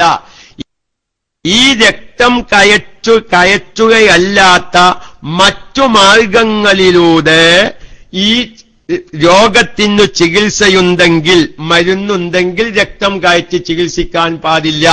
ഒന്ന്. ഇനി രണ്ടാമത്, ഈ രക്തം കയറ്റൽ കൊണ്ട് ഈ രോഗി രക്ഷപ്പെടുമെന്ന് ഉറപ്പ് വേണം. ഏകദേശം ഉറപ്പെങ്കിലും വേണം. നേരെ മറിച്ച് ഈ വ്യക്തി മരിക്കുമെന്ന അവസ്ഥയിലേക്ക് എത്തിയിരിക്കുന്നു, രക്ഷപ്പെടുമെന്നൊരു പ്രതീക്ഷയില്ല, എന്നാലും ഒരു കുപ്പി രക്തം കഴിച്ചു നോക്കുക എന്ന ഒരു നിഗമനം വെച്ച്, ഒരു സാധ്യത വെച്ച് രക്തം കയറ്റി ചികിത്സിക്കാൻ പാടില്ല. അപ്പൊ രക്തം കൊണ്ട് ചികിത്സിക്കണമെങ്കിൽ രക്തമല്ലാത്ത മറ്റു മരുന്നുകളൊന്നും ഇല്ലാതിരിക്കുക. ഈ രക്തം കയറ്റൽ കൊണ്ട് ഈ ജീവിയുടെ ജീവൻ, ഈ വ്യക്തിയുടെ ജീവൻ രക്ഷപ്പെടുമെന്ന് ഉറപ്പുവരിക. ഈ പോലത്തെ നിബന്ധനകളൊത്താൽ രക്തം കൊണ്ട് ചികിത്സിക്കാം. അപ്പൊ അതിനു വേണ്ടി രക്തം കൊടുക്കുകയും ചെയ്യാം, വിരോധമില്ല എന്ന കാര്യം ശ്രദ്ധിക്കുക. അവിടെ തന്നെ ഈ രക്തം കൊടുക്കുമ്പോൾ അത് വിൽക്കാൻ പാടില്ല. ഞാനൊരു കുപ്പി രക്തം തരാം, 250 രൂപ എനിക്ക് തരണം, എങ്കിൽ ഒരു കുപ്പി രക്തം തരാം എന്ന് കച്ചവടം നടത്താൻ പാടില്ല. കാരണം രക്തം നജസായ വസ്തുവിനെ വിൽപ്പന നടത്തൽ സ്വഹീഹല്ല. സ്വഹീഹല്ലാതിരിക്കുമ്പോൾ രക്തം വിറ്റ കാശ് നിഷിദ്ധമായി തീരുന്നതാണ്. പക്ഷെ അവിടെ തന്നെ സാധാരണക്കാർ, ഞാൻ ഒരാൾക്കൊരു കുപ്പി രക്തം കൊടുത്തു, അദ്ദേഹത്തിന്റെ സ്വമനസ്സാലെ എനിക്കൊരു സഹായം, ഒരു രക്തം ആവശ്യമായ സമയത്ത് രക്തം തന്നതാണ്, അതിന്റെ പേരിൽ നീ നല്ലൊരു ജ്യൂസ് കുടിച്ചോ, അല്ലെങ്കിൽ വേറെന്തെങ്കിലും ഒരു കിലോ ഫ്രൂട്ട് വാങ്ങി തിന്നോ എന്ന് പറഞ്ഞൊരു 10 or 100 ഓന്റെ വകയായി തന്നു, ഇത് സ്വീകരിക്കുന്നതുകൊണ്ട് വിരോധമില്ല. രക്തം പൈസ പറഞ്ഞ് കച്ചവടം നടത്താൻ പാടുകയില്ല, കാരണം നജസായതുകൊണ്ട്. നമ്മൾ ഒരാൾക്കൊരു കുപ്പി രക്തം ദാനമായി കൊടുക്കുകയും അദ്ദേഹത്തിന്റെ വകയായി പാരിതോഷികമായി സന്തോഷത്തിന്റെ പേരിൽ എന്തെങ്കിലും വാങ്ങിത്തരികയോ, ജ്യൂസ് പോലോത്തത് വാങ്ങിത്തരികയോ, അല്ലെങ്കിൽ ജ്യൂസ് കഴിക്കാൻ പൈസ തരികയോ ചെയ്താൽ എന്താവാം, അത് സ്വീകരിക്കുന്നത് കൊണ്ട് വിരോധമില്ല. പക്ഷേ അവിടെ തന്നെ സാധാരണക്കാർക്കൊരു സംശയമുണ്ടാവും, മുസ്ലിമിനൊരു രക്തം ആവശ്യമാകുമ്പോൾ അമുസ്ലിമിന്റെ രക്തം കേറ്റാൻ പറ്റുമോ എന്നൊരു സംശയം. അത് കേറ്റാം, കേറ്റുന്നത് വിരോധമൊന്നുമില്ല, ഹറാമൊന്നുമില്ല. പക്ഷേ ചെയ്യാതിരിക്കലാണ് ഏറ്റവും നല്ലത്. നമ്മുടെ ശരീരത്തിലേക്ക് രക്തം കയറ്റുമ്പോൾ പരമാവധി സ്വാലിഹീങ്ങളുടെ രക്തമാവൽ നല്ല വശമാണ്.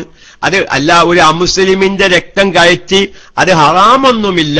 നമുക്കറിയാൻ സാന്ദർഭികമായി ഒന്ന് അനുസ്മരിക്കുകയാണ്.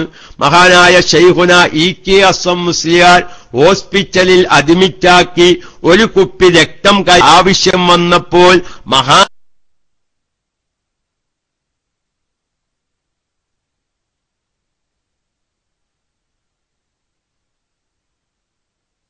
ായ അസം മുസ്ലിയാരുടെ രക്തഗ്രൂപ്പ് വളരെ അപൂർവമായ അസം മുസ്ലിയാരോട് ആ വിഷയം പറഞ്ഞപ്പോൾ ആ പെൺകുട്ടി സുന്നിയാണോ, സുന്നി കുടുംബത്തിൽ പിറന്നവരാണോ എന്നൊക്കെയും അന്വേഷിച്ച് ഉറപ്പ് വരുത്തിയതിനു ശേഷമാണ് ആ രക്തം മഹാനായ ശൈഖുന EK അസം മുസ്ലിയാരുടെ ശരീരത്തിലേക്ക് കയറ്റിയ സംഭവം.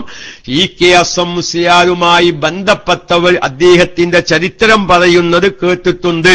അപ്പൊ അതുകൊണ്ട് നമുക്കൊരു രക്തം കയറ്റേണ്ടി വന്നാൽ പരമാവധി നല്ല നിലയിൽ ജീവിക്കുന്ന മദ്യപാനികൾ ആവാതിരിക്കാനും മാരകമായ രോഗത്തിന്റെ അടിമകളൊന്നും ആവാതിരിക്കാനും പ്രത്യേകം ശ്രദ്ധിക്കണം. പക്ഷെ ഇന്ന് കാലോചിതമായി രക്തം കയറ്റുമ്പോൾ അത്തരം കാര്യങ്ങളൊക്കെ ശ്രദ്ധിച്ചും കൊണ്ട് തന്നെയാണ്, പരിശോധന നടത്തി ഉറപ്പ് വരുത്തിയതിനു ശേഷം തന്നെയാണ് ഹോസ്പിറ്റലുകളിൽ രക്തം കയറ്റുന്നത് എന്ന് നമുക്ക് സമാധാനിക്കാം. അപ്പൊ അതുകൊണ്ട് നിർബന്ധിത സാഹചര്യത്തിൽ ഈ പറയപ്പെട്ട 2 നിബന്ധനകൾ ഒക്കുന്ന സമയത്ത് രക്തം കൊണ്ട് ചികിത്സിക്കാം. അങ്ങനത്തെ ആവശ്യത്തിന് വേണ്ടി രക്തം ദാനം ചെയ്യാം. പക്ഷേ രക്തം വിൽപ്പന നടത്താൻ പറ്റുകയില്ല. നമ്മൾ രക്തം ദാനം ചെയ്തപ്പോൾ അത് സ്വീകരിച്ച വ്യക്തി പാരിതോഷികമായി നമുക്ക് വല്ലതും തരികയാണെങ്കിൽ അത് സ്വീകരിക്കുന്നത് കൊണ്ട് വിരോധവും ഇല്ല എന്നാണ് അതിന്റെ മറുപടി. ഇനി അദ്ദേഹത്തിന്റെ രണ്ടാമത്തെ ചോദ്യം, അവയവങ്ങൾ വൃക്ക, കണ്ണ് പോലത്തെ വസ്തുക്കൾ ദാനം ചെയ്യുന്നതിന്റെ വിധിയാണ് അദ്ദേഹം ചോദിച്ചത്. അതും വളരെ വ്യക്തമായി കാലോചിതമായി എന്റെ പ്രിയപ്പെട്ട ശ്രോതാക്കൾ മനസ്സിലാക്കേണ്ടതുണ്ട്. ഇവിടെ ചോദ്യം ജീവിതകാലത്തു മാത്രം ബന്ധപ്പെട്ടതുകൊണ്ട് അതിലേക്ക് മാത്രമേ ഞാൻ കടക്കുന്നുള്ളൂ. സ്വശരീരത്തിൽ നിന്നൊരു ഭാഗം മറ്റൊരാളുടെ ശരീരത്തിൽ വെച്ചു പിടിപ്പിക്കുന്നതിന് വേണ്ടി മുറിച്ചെടുക്കുക, ഇത് ഹറാമാകുന്നു. എന്റെ ശരീരത്തിൽ നിന്ന് കിഡ്നി മുറിച്ചെടുക്കുക എന്തിനു വേണ്ടി? മറ്റൊരാളുടെ ശരീരത്തിൽ വെച്ചു പിടിപ്പിക്കുവാൻ, ഇത് ഹറാമാകുന്നു. അപ്പോൾ ജീവിച്ചിരിക്കുന്ന ഒരു മനുഷ്യന്റെ കണ്ണ്, വൃക്ക മുതലായ അവയവങ്ങൾ മറ്റൊരാളുടെ ആവശ്യത്തിനു വേണ്ടി എടുക്കാവതല്ല. അപ്രകാരം തന്നെ തന്റെ ആവശ്യത്തിനു വേണ്ടി മറ്റൊരാളുടേത് സ്വീകരിക്കാനും പാടില്ല. ഇത് രണ്ടും നിഷിദ്ധമാണ്. ജീവിച്ചിരിക്കുന്ന ഒരാള് എന്ത് ചെയ്യുക? എന്റെ കണ്ണ്, ജീവിച്ചിരിക്കുന്ന ഞാൻ എന്റെ കണ്ണ്, അല്ലെങ്കിൽ ജീവിച്ചിരിക്കുന്ന എന്റെ കിഡ്നി ഞാൻ മറ്റൊരാൾക്ക്, അത് ഭാര്യയാവാം, ജ്യേഷ്ഠനാവാം, ഉപ്പയാവാം, ഉമ്മയാവാം, അവനെ രക്ഷപ്പെടുത്താൻ വേണ്ടിയാവാം, ചിലപ്പോൾ അവന്റെ ജീവൻ രക്ഷപ്പെടുത്താൻ വേണ്ടിയാവാം, പോലത്തെ ന്യായീകരണങ്ങളൊക്കെയും നടക്കാറുണ്ട്. പക്ഷേ എന്റെ ശരീരത്തിൽ എനിക്ക് ഉടമവകാശമില്ല. ഉടമവകാശമില്ലാത്ത വസ്തുവിനെ മറ്റൊരാൾക്ക് വിൽക്കുവാനോ ദാനം ചെയ്യാനോ പറ്റുന്നതല്ല. അപ്പൊ അതുകൊണ്ട് ജീവിച്ചിരിക്കുന്ന മനുഷ്യന്റെ ശരീരത്തിൽ നിന്ന് കണ്ണ്, വൃക്ക പോലത്തത് എടുത്ത് മറ്റൊരാൾക്ക് കൊടുക്കാനും പാടില്ല, മറ്റൊരാൾക്ക് അത് സ്വീകരിക്കാനും പാടുള്ളതല്ല. ഇതാണ് അതിന്റെ ഇസ്ലാമിക വിധി. പിന്നെ അതിന്റെ മറ്റു ചില വശങ്ങളുണ്ട്. മരിച്ച വ്യക്തിയിൽ നിന്ന് ജീവിച്ചിരിക്കുന്ന വ്യക്തിയുടെ ജീവൻ രക്ഷപ്പെടുത്താൻ വേണ്ടി എടുക്കാൻ പറ്റുമോ പറ്റില്ലേ? അവിടെ വലിയൊരു ചർച്ച നടക്കുന്നുണ്ട്. കുറച്ച് വിശാൽ, അവൻ പെട്ടെന്ന് മരിച്ചു, ആ മരിച്ച ഉടനെ അവന്റെ കിഡ്നി എടുത്ത് ഇവരെ ജീവിച്ചിരിക്കുന്ന ഒരാളുടെ ജീവൻ രക്ഷപ്പെടുത്താൻ വേണ്ടി മരിച്ചവനിൽ നിന്ന് എടുക്കാൻ പറ്റുമോ? അതുപോലെ തന്നെ സ്വന്തം ശരീരത്തിൽ നിന്ന് ഒരു കഷ്ണം എടുത്ത് മറ്റൊരു ഭാഗത്തേക്ക് ചേർക്കുക. ഉദാഹരണം പറയാ, അള്ളാഹു കാത്തു രക്ഷിക്കട്ടെ, ഒരു അപകടം പറ്റി, മുഖത്ത് നിന്നൊരു മാംസകഷ്ണം പോയി. അപ്പോൾ എന്തു ചെയ്തു? ആ മുഖത്തേക്ക് മാംസകഷ്ണം വെച്ച് പിടിപ്പിക്കാൻ വേണ്ടി നമ്മുടെ ശരീരത്തിന്റെ മറ്റൊരു ഭാഗം, ഏറ്റവും മാംസം കൂടിയ നമ്മുടെ ചന്തിയുടെ ഭാഗത്തിൽ നിന്ന് ഒരു കഷ്ണം എടുത്ത് മുഖത്തേക്ക് മാറ്റി വെച്ച് പിടിപ്പിക്കുക. അങ്ങനത്തെ സർജറിയും നടക്കുന്നുണ്ടല്ലോ. അതൊക്കെയും പറ്റുമോ പറ്റില്ലേ പോലത്തെ ചർച്ചകളൊക്കെയും ഫിഖിന്റെ ഗ്രന്ഥങ്ങളിൽ നടക്കുന്നുണ്ട്. ചർച്ച വിശാലമാകും എന്നതുകൊണ്ട് ഞാൻ അതിലേക്ക് കടക്കുന്നില്ല. ഇതെല്ലാം ഫിഖിയായ ഗ്രന്ഥങ്ങളിൽ ചർച്ച ചെയ്യുന്നു എന്ന് ബോധ്യപ്പെടുത്താൻ വേണ്ടി ഞാനൊന്ന് ഉണർത്തിയതാണ്. അപ്പോൾ ഏതായിരുന്നാലും ജീവിച്ചിരിക്കുന്ന മനുഷ്യന്റെ ശരീരത്തിൽ നിന്ന് കിഡ്നി പോലോത്തത് എടുത്ത്, കണ്ണ് പോലോത്തതെടുത്ത് മറ്റൊരാൾക്ക് ദാനം ചെയ്യുക, അത് കൊടുക്കലും ഹറാമാണ്. ആ ജീവിച്ചിരിക്കുന്നവൻ ഇരിക്കാം. എല്ലാം ഓൺലൈനിൽ പറയാൻ ബുദ്ധിമുട്ടുണ്ട്. ചില വ്യക്തികളിൽ നിന്ന്, അതായത് ഒരു വധശിക്ഷ വിധിക്കപ്പെട്ട വ്യക്തിയാണ്, അവനെ കൊല്ലൽ നിർബന്ധമായ ഒരു വ്യക്തിയാണ്. പല കോലത്തിലും ഒരാളെ കൊല്ലൽ നിർബന്ധമാകും. അങ്ങനത്തെ വ്യക്തികളിൽ നിന്ന് വേണമെങ്കിൽ സ്വീകരിക്കാം എന്ന് പണ്ഡിതന്മാർ പറയുന്നുണ്ട്.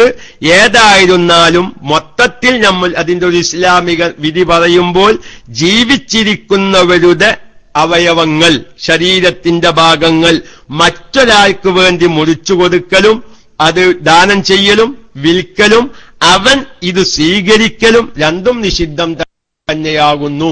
രക്തത്തിന്റെ നിയമം എല്ലാവരും സാന്ദർഭികമായി മനസ്സിലാക്കണം. ചിലപ്പം ചില ആക്സിഡന്റ് രോഗികൾ അവരിഞ്ഞ് ജീവിക്കൂലെന്ന് ഉറപ്പാ, അവരും മരിക്കുന്നൊരവസ്ഥയ്ക്ക് എത്തിക്കണം. എന്നാലും ഒന്ന് രക്ഷപ്പെടുമോ എന്ന് നോക്കി ഒരു രക്തം കയറ്റിയുള്ള ഒരു ചികിത്സ പലപ്പോഴുമുണ്ട്. രക്തം കൊണ്ട് ചികിത്സ നടക്കണമെങ്കിൽ രക്തമല്ലാത്ത മറ്റൊന്നുകൊണ്ടും ആ ചികിത്സക്ക് മരുന്നില്ല എന്ന് വരണം. അതുപോലെ തന്നെ രക്തം കയറ്റിയാൽ ഇവൻ രക്ഷപ്പെടും എന്ന അവസ്ഥയും വരണം. ഈ രണ്ടു നിബന്ധനയും ഒക്കുമ്പോഴേ രക്തം കൊണ്ടുള്ള ചികിത്സ പറ്റുകയുള്ളൂ. എന്താ ഞാനിത് പറയാൻ കാരണം, ഹോസ്പിറ്റലിൽ ചെന്നു വയസ്സായ വല്യമ്മാനേറ്റ് ചെന്നു. വല്യമ്മാനെ പരിശോധിച്ച് ഡോക്ടർ പറഞ്ഞു രക്തത്തിന്റെ കുറവാ, ഒരു 2 കുപ്പി രക്തം കയറ്റിയ വല്യമ്മ ഉഷാറാകുന്ന അറിഞ്ഞ്. നമ്മൾ പേരക്കുട്ടി നല്ല തടിച്ചു കൊഴുത്ത് നിൽക്കുന്ന പേരക്കുട്ടിനെ വിളിച്ച് 2 കുപ്പി രക്തം എടുത്ത് വല്യമ്മാക്കാണ്ട് കയറ്റി. വല്യമ്മാക്കൊരു 4 ദിവസം എന്ത് കൊടുത്താൽ മതി? നല്ല ദശമൂലാരീഷും ബലാരീഷും സമം ചേർത്തൊരു 5 ദിവസം കഴിച്ചിട്ടുണ്ടെങ്കിൽ വല്യമ്മാന്റെ ക്ഷീണം മാറിയെന്ന്. ഇവിടെ മാർഗണ്ട്. ഇവിടെ രക്തമല്ലാത്ത ചികിത്സ കൊണ്ട്, മരുന്നുകൊണ്ട് വല്യമ്മാന്റെ ക്ഷീണം മാറ്റാൻ സൗകര്യമുള്ള സമയത്തില് പേരക്കുട്ടിയുടെ രക്തം വല്യമ്മാക്ക് കയറ്റൽ ഹറാമാണെന്ന് അറിയാത്ത ഒരുപാട് വല്യമ്മമാരും പേരക്കുട്ടികളും ഉണ്ടായത് കൊണ്ടാണ് ഞാൻ ആ ചർച്ചയിലേക്കൊന്ന് കടന്നു വന്നത് എന്നും സാന്ദർഭികമായി ഉണർത്തി അടുത്ത ചോദ്യത്തിന് മൈക്ക് ഫ്രീ.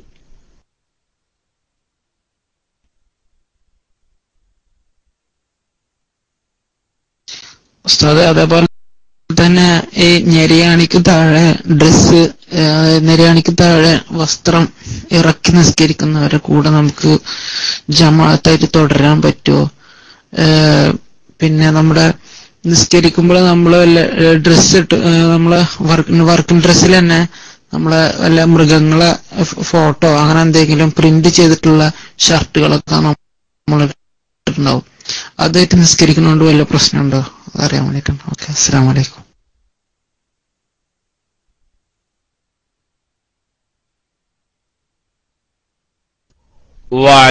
വലൈക്കുമുസ്സലാം. അദ്ദേഹത്തിൻ്റെത് 2 ചോദ്യമാണ്. ഒന്ന്, ഞെരിയാണിക്ക് താഴെ വസ്ത്രം ധരിക്കുന്നവരോട് തുടർന്ന് നിസ്കരിക്കാൻ പറ്റുമോ? തുടരുന്നത് കൊണ്ട് കുഴപ്പമൊന്നുമില്ല. ഞെരിയാണിക്ക് താഴെ വസ്ത്രമാവുക എന്നുള്ളത് അതൊരു നിസ്കാരം ബാത്തിലാകുന്ന കാര്യമല്ല. അത് അദബുകേടാണ്. ചിലപ്പം കിബറിനാണെങ്കിലും ചെയ്തത് ഹറാമാണ്. ഭംഗിക്കൊക്കെ വേണ്ടി ഞെരിയാണിക്ക് താഴെ വസ്ത്രം ധരിക്കുക, അതിന്റെ ഇസ്ലാമിക നിയമങ്ങളും വശങ്ങളൊക്കെ നമുക്കെല്ലാവർക്കും അറിയാം. പക്ഷെ ഞെരിയാണിക്ക് താഴെ വസ്ത്രം ഇറങ്ങി എന്നതിന്റെ പേരിൽ അവനോട് തുടർന്ന് നിസ്കരിക്കുന്നത് കൊണ്ട് വിരോധമില്ല എന്ന് വ്യക്തമായി പറയുന്നു. മറ്റൊന്ന്, മൃഗങ്ങളുടെ ഫോട്ടോ ഉള്ള അല്ലെങ്കിൽ കമ്പനികളുടെ എഴുത്തുള്ള വസ്ത്രം ധരിച്ചു നിസ്കരിക്കാമോ? അത് കറാഹത്താകുന്നു. അവിടെയും സാധാരണക്കാര് സാന്ദർഭികമായി അറിയേണ്ട 1-2 കാര്യങ്ങൾ ഉണ്ടായതുകൊണ്ട് വളരെ വ്യക്തമായി ഫിഖ്ഹിന്റെ ഗ്രന്ഥങ്ങളിൽ പറയുന്നു. വയുക്റഹു, കറാഹത്താക്കപ്പെടും, അയ്യുസല്ല, നിസ്കരിക്കപ്പെടല്, ഫീ സൗബിൻ, ഒരു വസ്ത്രത്തില്. എങ്ങനത്തെ വസ്ത്രം? ഫീഹി, ആ വസ്ത്രത്തിലുണ്ട് സൂറത്തുൻ, രൂപം. വയുസല്ല അലൈഹി, ആ വസ്ത്രത്തിന്റെ മുകളിൽ വെച്ച് നിസ്കരിക്കുക, വസ്ത്രം വിരിച്ച് നിസ്കരിക്കുക, അതും കറാഹത്താണ്. വഇലൈഹി, അങ്ങനത്തെ രൂപങ്ങളുള്ള വരയും കുഴിയുമുള്ള രൂപങ്ങളുള്ളതിലേക്ക് തിരിഞ്ഞു നിസ്കരിക്കലും കറാഹത്താണ്. അപ്പോ ജീവികളുടെ ഫോട്ടോ ഉള്ള അല്ലെങ്കിൽ നിസ്കാരത്തിലെ ശ്രദ്ധ മാറ്റിക്കളയുന്ന രൂപത്തിലുള്ള ഡിസൈനുകളുള്ള വസ്ത്രം ധരിച്ച് നിസ്കരിക്കുക, അങ്ങനത്തെ വസ്ത്രങ്ങൾ വിരിച്ചു നിസ്കരിക്കുക, അങ്ങനത്തെ വസ്ത്രങ്ങളിലേക്ക് തിരിഞ്ഞു നിസ്കരിക്കുക, എല്ലാം കറാഹത്താണ്. അവിടെ തന്നെ ഫുഖഹാക്കൾ വിശദീകരിച്ചു പറയുന്നു, ഒരാൾ കണ്ണ് കാണാത്തവനാ. അപ്പൊ നമുക്കൊരു സംശയം എന്തായാലും, ഒരാൾക്ക് തീരെ കണ്ണ് കാണാത്തവനാ, വലോ അഴ്മാ, ഫിഖിന്റെ കിതാബ് പറയാൻ. അപ്പൊ ഒരാളുടെ ശരീരത്തിൽ അവന് എന്ത് ചെയ്തിട്ടുണ്ട്? ഒരു രൂപമുള്ള, ഒരു ജീവിയുടെ രൂപമുള്ള ഒരു ടീഷർട്ട് ഇട്ട് നിസ്കരിക്കുക. പക്ഷെ അവനിക്ക് തീരെ കണ്ണ് കാണൂല, പിന്നെ അവന്റെ ശ്രദ്ധ മാറുമെന്നൊരു പ്രശ്നമില്ലല്ലോ. എന്നാലും ശരി, അത് കറാഹത്താണ്. ഔഫീൽ ഉൽമത്തിൻ, അല്ലെങ്കിൽ കൂരി ഇരുട്ടിൽ വെച്ച് നിസ്കരിക്കാണ്. നല്ലൊരു സിംഹത്തിന്റെ അല്ലെങ്കിൽ അതുപോലത്തെ ഒരു ജീവിയുടെ ഫോട്ടോ ഉള്ള വിരിപ്പ് വിരിച്ചിട്ടാണ് നിസ്കരിക്കുന്നത്. പക്ഷെ കൂരി ഇരുട്ടാണ്. ഒരിക്കലും നിസ്കാരത്തിൽ ആ ഫോട്ടോയിലേക്ക് അവന്റെ ശ്രദ്ധ വരികയില്ല. കാരണം ഇരുട്ടായതുകൊണ്ട് അവൻ ആ ഫോട്ടോ കാണുകയില്ല. എന്നാലും ശരി, അത് കറാഹത്താണ്. ഇനി ചില ആളുകൾ എന്ത് ചെയ്യാറുണ്ട്? ഫോട്ടോ ഉള്ള ഭാഗം കമിഴ്ത്തിടും, അല്ലേ? ഇപ്പൊ ചോക്ക്, ഇപ്പൊ ഒരു പായ, ആ പായയുടെ മുകൾ ഭാഗത്ത് എന്തോ ഒരു ജീവിയുടെ ഫോട്ടോ ഉണ്ട്. അതിന് സാധാരണഗതിയിൽ എന്ത് പറയും? അകും പുറന്നു പറയും കൈപ്പറക്കാര്. ഇനി മറ്റു കണ്ണൂർക്കാരും കാസർകോട്ടുകാരും എന്താ പറയാന്നറിയില്ല, അകും പുറം. അപ്പൊ അകം നല്ല ഭാഗം, പുറം മോശമായ ഭാഗം, അല്ലേ? അങ്ങനെ പറയാറുണ്ട്. അപ്പൊ എന്ത് ചെയ്തു? ഈ നല്ല ഭാഗം കമഴ്ത്തിട്ടു. എന്നാലും കറാഹത്താണ് നമസ്വല. ഇത് വളരെ കാലോചിതമായി എല്ലാവരും അറിയേണ്ട. ഇന്ന് വന്ന ആദ്യത്തെ 3 ചോദ്യം അൽഹംദുലില്ലാ ഒരു കാലോചിതമായി ഇന്ന് നമ്മളെല്ലാവരും ഏതൊക്കെയോ കമ്പനികളിൽ നിന്ന് സാധനങ്ങൾ വാങ്ങുമ്പോൾ ഫ്രീ ആയി കിട്ടുന്ന ടീഷർട്ട് ഇട്ട് നിസ്കരിക്കുന്ന ഒരു കാലാണ്. കാരണം നമ്മളൊരു കമ്പനിയിൽ ഒരു സാധനം വാങ്ങി, ആ കമ്പനിക്കാര് പരസ്യം വെച്ച് അവരുടെ കമ്പനിയുടെ ഫോട്ടോ അല്ലെങ്കിൽ വേറെ ഏതെങ്കിലും വ്യക്തികളുടെ, ഒരു സിനിമാ താരത്തിന്റെ അല്ലെങ്കിൽ ഒരു ഫുട്ബോൾ കളിക്കാരന്റെ ഫോട്ടോക്കും വെച്ചുള്ള ടീഷർട്ടുകൾ അവർ ഫ്രീ ആയി അവരുടെ കമ്പനിയുടെ പരസ്യമായി തരും. മൂസ, ഗ്രീസ്, ഓസി കിട്ടിയ ഈസി തിന്നും. അത് ഞമ്മക്ക് ആ സ്വഭാവം നല്ലതല്ല. ഇത് എനിക്ക് കമ്പനി തന്ന പരസ്യക്കുപ്പായാണെങ്കിലും എനിക്കിത് പറ്റൂല എന്നൊരു ബോധം എല്ലാവർക്കും, പ്രത്യേകിച്ച് ഗൾഫുകാർക്ക് ഉണ്ടാവാനാണ് ഞാൻ ഈ മസല ഇങ്ങനെ വിശദീകരിച്ചത്. ഇനി മഹാന്മാരാവുന്ന ഫുഖഹാക്കൾ പറയുന്നു, ഔ കാനത്തി സൂറത്തു ഖൽഫ ലഹ്രിഹി, ഈ രൂപമുള്ളത് അവന്റെ മുതുകിന്റെ ഭാഗത്താ, മുമ്പിലൊന്നുമില്ല, മുമ്പിലിപ്പോ നല്ല പ്ലെയിൻ ആയി കിടക്കാൻ. ആ കമ്പനിയുടെ പരസ്യം വെച്ച ഫോട്ടോ ഉള്ളത് ബാക്കിലാണ്. അവന്റെ ബാക്കിൽ ആരുമില്ല, അവൻ ഒറ്റക്ക് നിസ്കരിക്കാണ്. അവന്റെ മുമ്പിലേക്ക് നോക്കിയാൽ അവന്റെ നിസ്കാരത്തിലെ ശ്രദ്ധ തിരിച്ചു വരുന്ന ഒന്നുമില്ല. അവന്റെ ബാക്കിൽ എന്തോ എഴുതി വെച്ചൊരു ഫോട്ടോ ഉണ്ട്. എന്നാലും പരി അകത്തിടുന്ന ബനിയൻ ചിത്രമുള്ളതായാലോ ഏതായാലും പബ്ലിക്കുള്ള ചോദ്യങ്ങൾക്ക് മറുപടിയില്ല. വിഷയവുമായി ബന്ധമുള്ള ഒരൊറ്റ വാക്കിൽ ഉത്തരം പറയാൻ പറ്റിയതുകൊണ്ട് ഞാൻ പറയാൻ, എന്നാലും പറ്റില്ല. ആകത്തുക എന്താ? ചിത്രങ്ങളുള്ളതായ വസ്തുക്കളുമായി ബന്ധപ്പെട്ടുള്ള നിസ്കാരം ഒഴിവാക്കണം. അത് ഹറാമാണെന്നല്ല ഈ പറഞ്ഞതിനൊന്നും. ഇതിന്റെയൊക്കെയും ആകത്തുക എന്താണ്? കറാഹത്ത് എന്നാണ്. അകത്താണ് വസ്ത്രം. അതുകൊണ്ടാണ് ഫുഖാക്കൾ പറഞ്ഞത് പായ കമഴ്ത്തിത്തിക്കാണ്. കമഴ്ത്തിട്ട കാരണം ഫോട്ടോ നിലത്തിനോട് ചേർന്ന് കിടക്കുന്നു, നിസ്കരിക്കുന്നവൻ അത് കാണുന്നില്ല, എന്നാലും പറ്റില്ല എന്ന് ഫുഖാക്കൾ വളരെ വ്യക്തമായി പറയുന്നു. കാരണം എന്താ? ചിത്രവുമായി ബന്ധപ്പെട്ടുള്ള വസ്ത്രവുമായി ബന്ധപ്പെട്ടുള്ള നിസ്കാരം പാതെ ഒഴിവാക്കണം എന്നാണ് ആകെ പറഞ്ഞതിന്റെ അർത്ഥം. അതുകൊണ്ട് എന്റെ പ്രിയപ്പെട്ട രക്ഷിതാക്കന്മാരോട് എല്ലാവരോടും ഇന്ന് നമ്മുടെ മക്കളൊക്കെയും ജുമുഅക്ക് പോകുമ്പോ, ജമാഅത്തിന് പോകുമ്പോ, അല്ലാത്ത സമയത്ത് നിസ്കരിക്കാൻ പോകുമ്പോ, നമ്മുടെ ഗൾഫിൽ നിന്ന് സാധനങ്ങൾ വാങ്ങുമ്പോൾ കമ്പനിക്കാരുടെ പല പരസ്യങ്ങളുള്ള എഴുത്തുകളും ചിത്രങ്ങളും ഫോട്ടോകളുമുള്ള ടീഷർട്ട് കിട്ടുമ്പോ തൽക്കാലം എനിക്കത് വേണ്ട എന്ന് അതാ ഞാൻ പറഞ്ഞത്. മൂസ ഗ്രീസ് ഓസി കിട്ടിയ ഈസി തിന്നുന്നുള്ള ചിന്ത മാറണം. ആ ചിന്ത മാറിയാൽ നമ്മുടെ മക്കള് നല്ല മക്കളായിത്തീരും. അതുകൊണ്ട് ഇത് വെറുതെ കിട്ടിയതിന്റെ മക്കൾക്ക് കൊടുക്കാം, അല്ലെങ്കിൽ അയൽവാസികൾക്ക് കൊടുക്കാം, ആർക്കും വേണ്ട. നമ്മുടെ കുട്ടികളെ ചെറുപ്പം മുതലേ നല്ല നിസ്കരിക്കുമ്പോൾ അനുവദനീയമായ രൂപത്തിലുള്ള വസ്ത്രം ധരിപ്പിച്ചു നിസ്കരിക്കാനുള്ള ഒരു മനസ്സ് അള്ളാഹു നമുക്കെല്ലാവർക്കും നൽകുമാറാവട്ടെ. ഞാൻ ഇത്രയും ഇത് വിശദീകരിച്ചത് ഗൾഫുകാരാണ് കൂടുതലും ഇത് കേൾക്കുന്നത്. ഗൾഫിൽ നിന്നൊക്കെയും ടീഷർട്ടുകൾ വാങ്ങുമ്പോൾ അല്ലെങ്കിൽ വെറുതെ കിട്ടുമ്പോൾ, പ്രത്യേകിച്ച് നമ്മൾ കാശ് കൊടുത്ത് വാങ്ങുമ്പോൾ അത് പ്രത്യേകം ശ്രദ്ധിക്കണം. അത് ബാക്കിലല്ലേ, അല്ലെങ്കിൽ അത് കാണാത്തോട്ടല്ലേ, അതൊന്നും നമ്മൾ ചിന്തിക്കണ്ട. അതുകൊണ്ടാണ് കണ്ണ് കാണാത്തവനാണെങ്കിലും ശരി, കൂരിയാക്കൂരി ഇരുട്ടിലാണെങ്കിലും ശരി, അവൻ അകം നിലത്തിനോട് ചേർത്തിട്ടാണെങ്കിലും ശരി, ബാക്കിലാണെങ്കിലും ശരി, ഫോട്ടോ ഉള്ള വസ്തുവുമായി ബന്ധപ്പെട്ടുള്ള നിസ്കാരം ഒഴിവാക്കണം എന്നാണ് ഫുഖാക്കൾ പറഞ്ഞതിന്റെ തുക. പ്രത്യേകിച്ച് ഒരു കാര്യം കൂടി ശ്രദ്ധിക്കണം. ബാക്കിൽ ഫോട്ടോ വരുമ്പോ മുഅ്മിനീങ്ങളെ, ഒരാൾ നിസ്കരിക്കാൻ നിൽക്കുമ്പോ അവന്റെ ടീഷർട്ടിന്റെ ബാക്കിൽ വലിയൊരു കമ്പനിയുടെ പരസ്യം, ജമാഅത്തായി നിസ്കരിക്കുക, ബാക്കിലുള്ളവൻ യാദർശികമായി ഇവന്റെ ടീഷർട്ടിലേക്ക് നോക്കുന്നു, അവൻ അത് വായിക്കുന്നു. ഇവന്റെ നിസ്കാരത്തിൽ ഞാൻ ഒരൊറ്റ കാര്യം പറയട്ടെ, മഹാന്മാര് പറഞ്ഞത് കാണാം. ഒരാൾ ചുമരിൽ എഴുതിയത് വായിച്ചാൽ, നിസ്കാരത്തില് ചുമരിൽ എഴുതിയത് വായിച്ചാൽ ഫലാ സലാത്ത ലഹു, അവനിക്ക് നിസ്കാരമില്ല എന്ന് കാണാം. എന്താ പറഞ്ഞത്? നമ്മൾ നിസ്കരിക്കുമ്പോ എന്തെല്ലാം വായിക്കുന്നു അല്ലേ? പക്ഷേ അവനിക്ക് യഥാർത്ഥത്തിൽ അവന്റെ ഖൽബില് ഖുശൂ ഇല്ല. അതുകൊണ്ടാണ് അവനിക്കത് വായിക്കാൻ തോന്നിയത്. അപ്പൊ എന്റെ മകന്റെ ടീഷർട്ടിന്റെ ബാക്കിൽ ഒരു കമ്പനിയുടെ പരസ്യം വെച്ച ടീഷർട്ട് എന്റെ മകന് ഇട്ടുകൊടുത്ത് ഞാൻ അവനെ ജുമുഅക്ക് പറഞ്ഞയക്കുമ്പോ, ഞാൻ അവനെ ജമാഅത്തിന് പറഞ്ഞയക്കുമ്പോ അവന്റെ ബാക്കിൽ നിൽക്കുന്നവർ അത് വായിച്ച് അവരുടെ നിസ്കാരത്തിന് ഭംഗം വരുന്നുണ്ട് എന്ന ഒരു ചിന്തയും എന്റെ പ്രിയപ്പെട്ട ശ്രോതാക്കൾക്കും രക്ഷിതാക്കന്മാർക്കും ഉണ്ടാവണമെന്നുണർത്തി, വരയും കുരിയും ചിത്രവുമുള്ള വസ്തുക്കളുമായി വസ്ത്രങ്ങളുമായി അതിലേക്ക് തിരിഞ്ഞു നിസ്കരിക്കലും അത് ധരിച്ചു നിസ്കരിക്കലും അതിന്റെ മുകളിൽ കയറി നിന്ന് നിസ്കരിക്കലും എല്ലാം കറാഹത്ത് തന്നെയാകുന്നു. അടുത്ത ചോദ്യത്തിന് മൈക്കഫ്.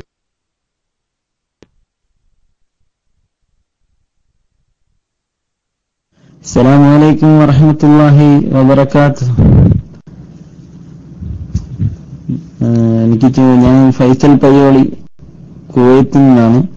ഫൈസൽ പയ്യോളി കുവൈത്തിൽ നിന്ന് ഐഡിയിൽ വൈറസിൽ ഉണ്ടാകുന്ന ആളാണ്.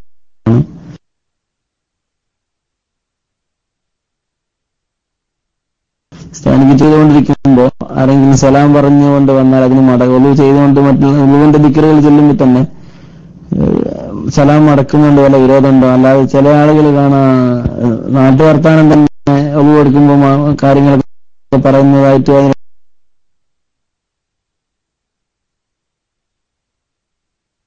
ഇടയ്ക്ക് സംസാരിക്കരുത്. ചിലപ്പോൾ ഞാൻ ഉസ്താദിനോട് ചോദിച്ചിട്ട് മറുപടി പറയാമെന്ന് പറഞ്ഞതാണ്. നമ്മുടെ ക്ലാസ് റൂമിന്റെ എല്ലാ അഡ്മിന്മാർക്കും ഉസ്താദുമാർക്കും എല്ലാം അല്ലാഹു ആഫിയത്തുള്ള ദീർഘായുസ്സ് നൽകുമാറാവട്ടെ. ക്ലാസ് റൂമിൽ നിന്നും ഉന്നതിയിലേക്ക് ഉയർത്താൻ അല്ലാഹു തൗഫീഖ് നൽകട്ടെ. അസ്സലാമു അലൈക്കും വറഹ്മത്തുള്ളാഹി വബറകാതുഹു.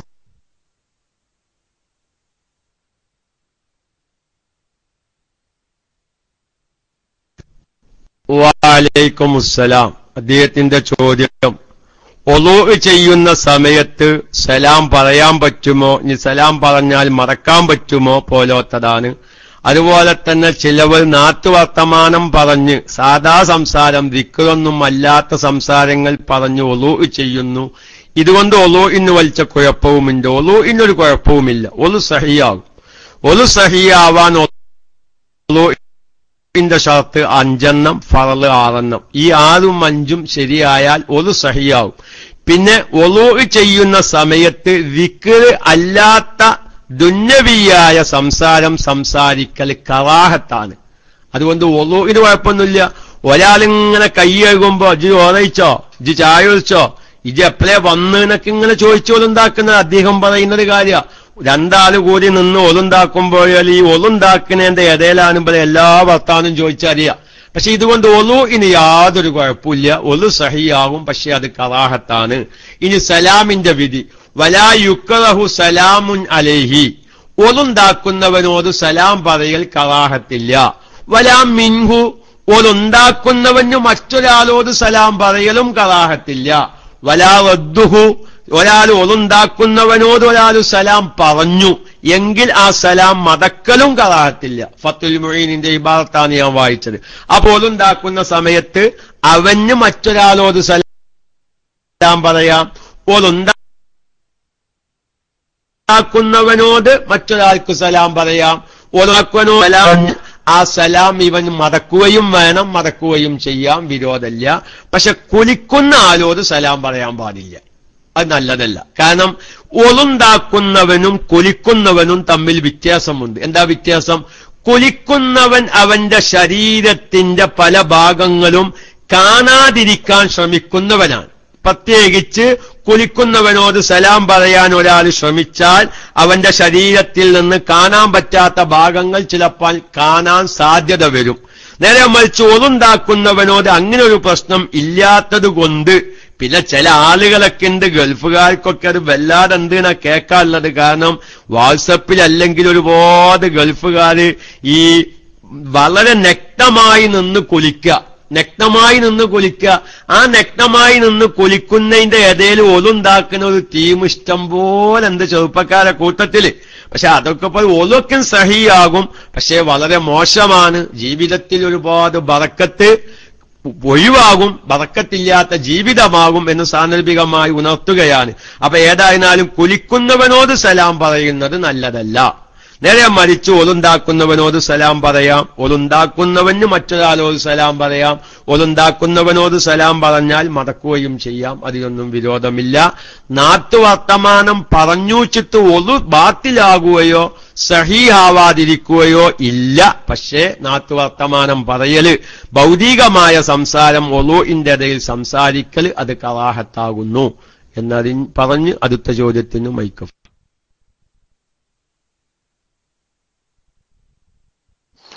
ഹലോ, അസ്സലാമു അലൈക്കും ഉസ്താദ്. ചെറിയ സംശയം ഉസ്താദ്. ഇപ്പൊ നമ്മൾ സാഫി മദ്ഹബാണ്, അതായത് തമിഴ്നാട്ടിൽ ഹനഫി മദ്ഹബോട് പിന്തുടരുമ്പോൾ നമ്മൾ നിയ്യത്ത് എന്തെങ്കിലും എക്സ്ട്രാ ആയിട്ട് കരുതണോ? അല്ല, അവർ ഇഹ്തിലാലി ചെല്ലുന്നില്ല, അതിന് നമ്മൾ എന്ത് ചെയ്യണം ഉസ്താദ്?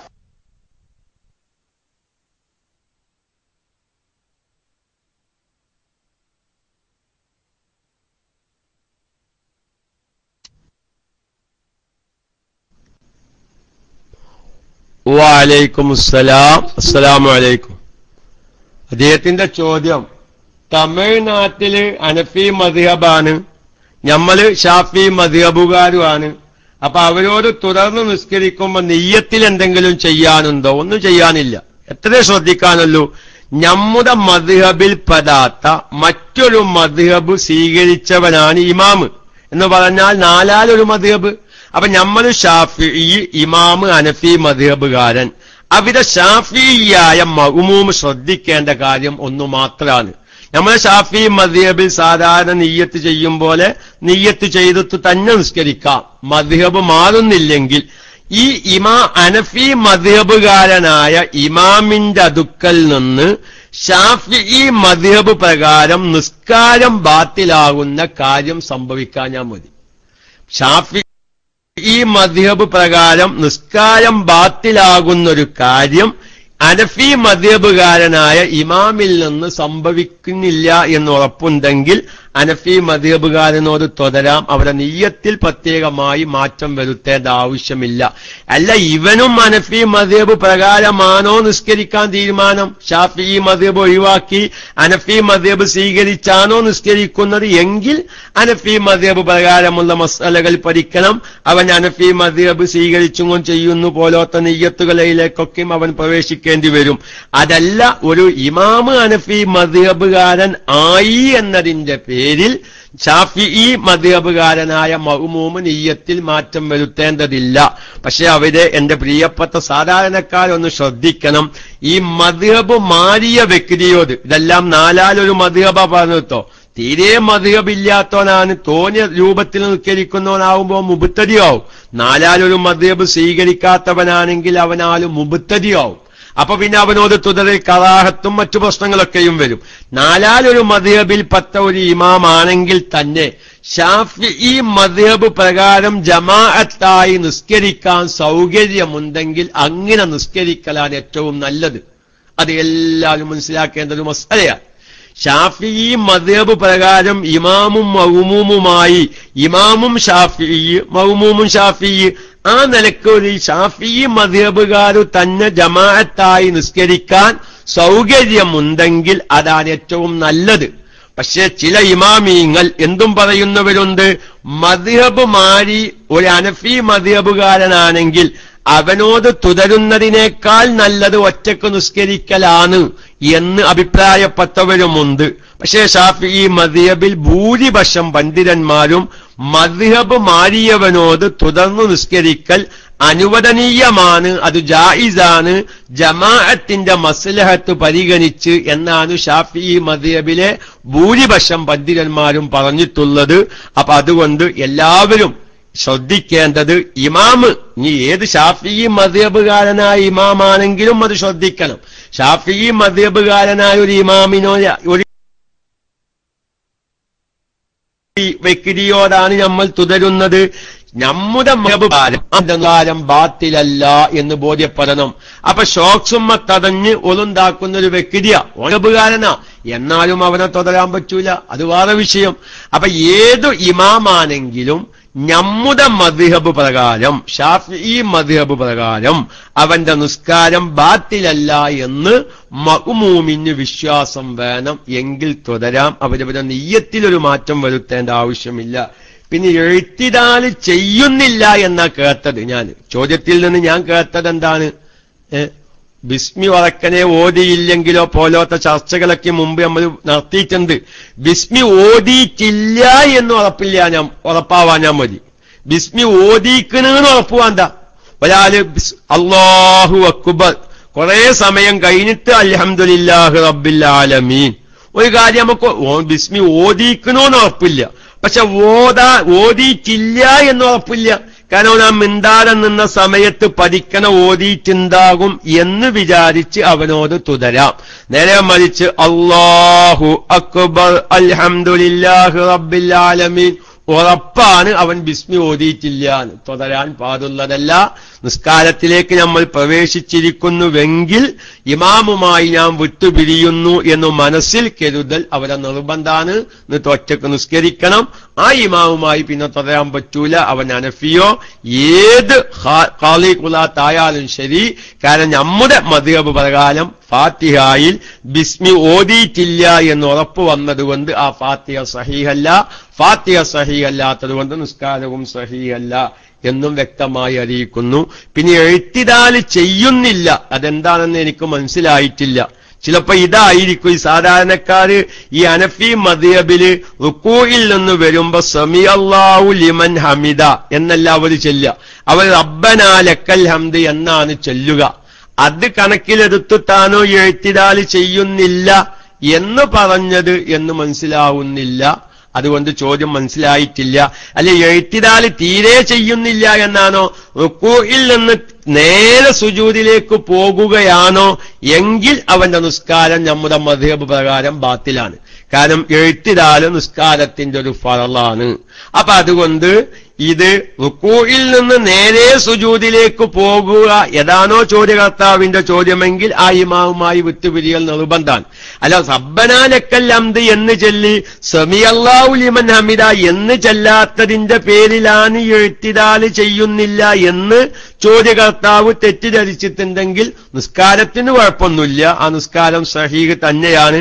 ഹനഫി മദ്ഹബില് റബ്ബനാ ലക്കൽ ഹംദാണ്. നമ്മൾ ഷാഫി മദ്ഹബില് ഇമാമും മഅ്മൂമും സമിഅല്ലാഹു ലിമൻ ഹമിദ എന്നാണ് റുകൂഇൽ നിന്ന് എഴുത്തിദാലിലേക്ക് വരുമ്പോൾ ചെയ്യേണ്ടത്. സുബഹിയിലേക്ക് ഖുനൂത്ത് ആവും. മനസ്സിലായില്ല. ചോദ്യകർത്താവ് ചോദ്യം കേൾക്കുന്നുണ്ടെങ്കിൽ അദ്ദേഹത്തിന്റെ ചോദ്യത്തിന്റെ രണ്ടാമത്തെ ഭാഗം എന്താണ് അദ്ദേഹം അതുകൊണ്ട് ഉദ്ദേശിച്ചത് എന്ന് വ്യക്തം അല്ല. അതുകൊണ്ടാണ് രണ്ടു ഭാഗവും ഞാൻ സൂചിപ്പിച്ചത്. അല്ലെങ്കിൽ ചോദ്യകർത്താവിന് വീണ്ടും വാട്സപ്പിലൂടെ ചോദിക്കാം. അടുത്ത ചോദ്യത്തിന് വേണ്ടി മൈക്ക് ഫ്രീ.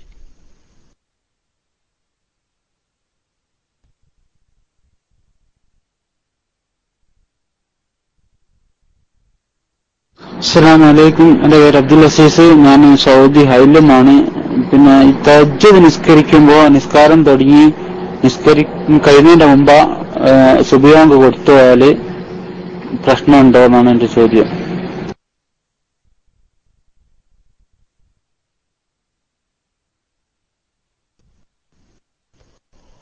അസ്സലാമു അലൈക്കും. അദ്ദേഹത്തിന്റെ ചോദ്യം തഹജ്ജുദ് നിസ്കരിച്ചുകൊണ്ടിരിക്കുമ്പോ സുബഹി ബാങ്ക് കൊടുത്താൽ വലിച്ച കുഴപ്പമുണ്ടോന്ന്. ഒരു കുഴപ്പമില്ല.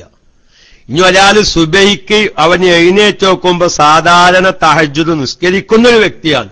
പക്ഷെ ഒരു ദിവസം എഴുന്നേറ്റ് നോക്കുമ്പോ സുബഹിന്റെ സമയം അയക്കണ് എങ്കിൽ ആ തഹജ്ജുദ് നിസ്കാരം ഖളാ വീട്ടൽ സുന്നത്ത.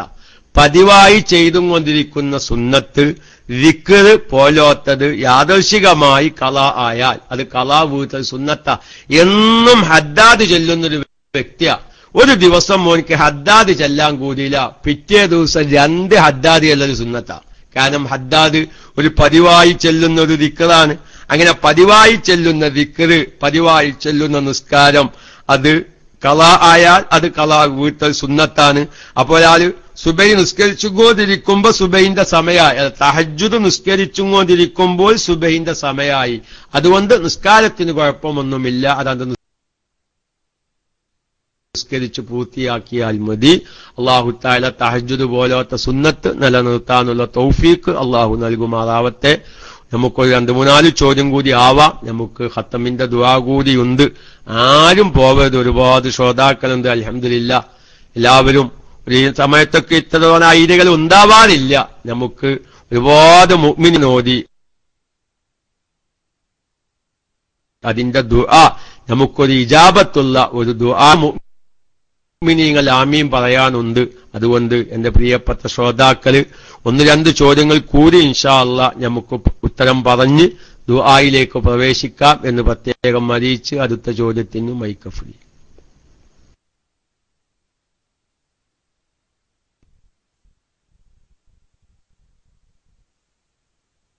അസ്സലാമു അലൈക്കും. ഒരു സംശയം ചോദിക്കാറുണ്ട്. റസൂലുള്ളാഹി സ്വല്ലല്ലാഹു അലൈഹി വസല്ലം തങ്ങളുടെ പേരിൽ സ്വലാത്ത് ചൊല്ലുന്നത് നമ്മൾ സ്വയം ചൊല്ലി അത് ഉസ്താദുമാരെ അറിയിക്കാൻ വേണ്ടി ഒരു ബാൻഡൊക്കെ വേണ്ടിയിട്ടുള്ളൂ. അപ്പൊ അത് മുജാഹിദീങ്ങൾ പറഞ്ഞു കൊടുക്കുന്നുണ്ട്.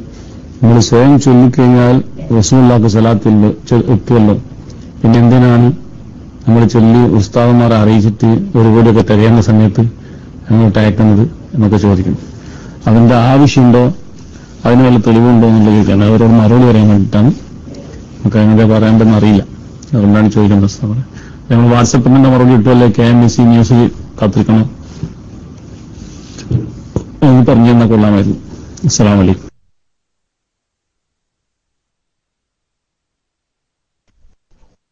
വഅലൈക്കും അസ്സലാം. അസ്സലാമു അലൈക്കും. അദ്ദേഹത്തിന്റെ സംശയമല്ല, അദ്ദേഹത്തോടാരോ ചോദിച്ചതാണ്. അതായത് സലാത്ത് ചൊല്ലിയിട്ട് പിന്നെ എന്തിനാണ് ഉസ്താദന്മാരെ അറിയിക്കുന്നത്? നമ്മൾ സ്വന്തക്കെന്ന സലാത്ത് ചൊല്ലിയ നബി സല്ലല്ലാഹു അലൈഹി വസല്ലം തങ്ങളെ അറിയില്ലേ? അത് സാന്ദർഭികമായി സാധാരണക്കാരെ കുഴക്കുന്ന ഒരു വിഷയമാണ്. പക്ഷെ കൂട്ടമായുള്ള ദുആക്ക് പ്രത്യേകമായ ഇജാബത്തുണ്ട്. അതാണ് ഒറ്റക്ക് ചെയ്യുന്നതിനേക്കാൾ കൂട്ടമായി ചെയ്യുമ്പോൾ അതിനു എന്താവും, ഒരു പ്രത്യേകമായ ഇജാബത്ത് കിട്ടും. അതിനുള്ള തെളിവാണ് ഒറ്റക്ക് നിസ്കരിക്കുമ്പോഴും ഇയ്യാക നഅ്ബുദു വ ഇയ്യാക നസ്തഈൻ എന്നാണ് പറയേണ്ടത്. അവൻ ജമാഅത്തായി നിസ്കരിക്കുമ്പോഴും ഒറ്റക്ക് നിസ്കരിക്കുമ്പോഴും അവരെ ഇയ്യാക നഅ്ബുദു വ ഇയ്യാക നസ്തഈൻ എന്നാണ് പറയേണ്ടത് എന്നതിനു മഹാന്മാരാവുന്ന മുഫസ്സിരീങ്ങൾ പറയുന്നു. കാരണം ഇവന്റെ ഒറ്റക്കുള്ള ഇബാദത്തിൽ പല പോരായ്മകളും സംഭവിച്ചേക്കാം. അപ്പൊ ലോകത്ത് ഇബാദത്ത് ചെയ്യുന്നവരുടെ കൂട്ടത്തിലേക്ക് ഇവനത് ചേരുകയാണ്. അല്ല, ശ്രദ്ധിക്കണം. ഇവൻ ഒറ്റക്കാണ് നിസ്കരിക്കുന്നത്. പക്ഷെ ഇവന്റെ ഒറ്റക്കുള്ള നിസ്കാരവും ഇവൻ എന്തു ചെയ്തു? ലോകത്തിന്റെ വിവിധങ്ങളായ ഭാഗങ്ങളിൽ ഇബാദത്ത് ചെയ്യുന്ന സ്വാലിഹീങ്ങളുടെ ഇബാദത്തിലേക്ക് റബ്ബേ, ഞങ്ങൾ ലോകത്തിന്റെ വിവിധങ്ങളായ ഭാഗങ്ങളിലുള്ള സ്വാലിഹീങ്ങളാവുന്ന ഞങ്ങൾ നിന്നോട് സഹായം ചോദിക്കുന്നു, നിനക്ക് ഇബാദത്ത് എടുക്കുന്നു. അപ്പൊ ഇവന്റെ ഒറ്റക്കുള്ള ഇബാദത്തിലുള്ള പോരായ്മ അത് മഖബൂലാവാൻ തടസ്സമുള്ളതുണ്ടെങ്കിലും കൂട്ടത്തിൽ ചേരുമ്പോൾ ഇവന്റെ ഒറ്റക്കുള്ളതിലുള്ള പോരായ്മ പരിഹരിക്കപ്പെടും. അപ്പൊ കൂട്ടമായി ദുആ ചെയ്യുക, കൂട്ടമായി ദുആക്ക്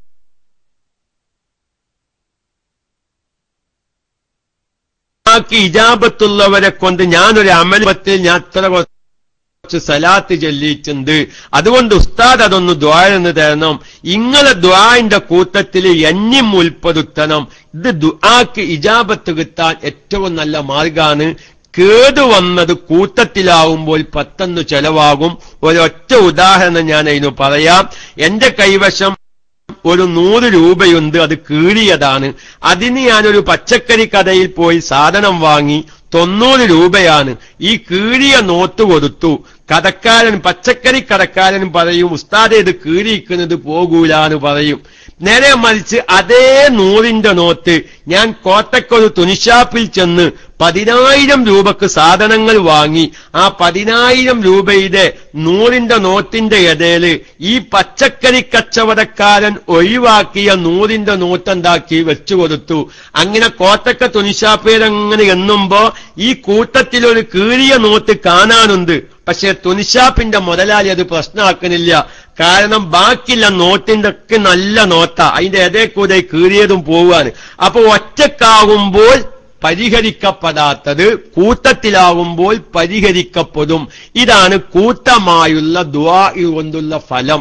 അതുകൊണ്ട് നമ്മൾ ചൊല്ലിയ സ്വലാത്തിൽ അക്ഷരപ്പിഴവുകളും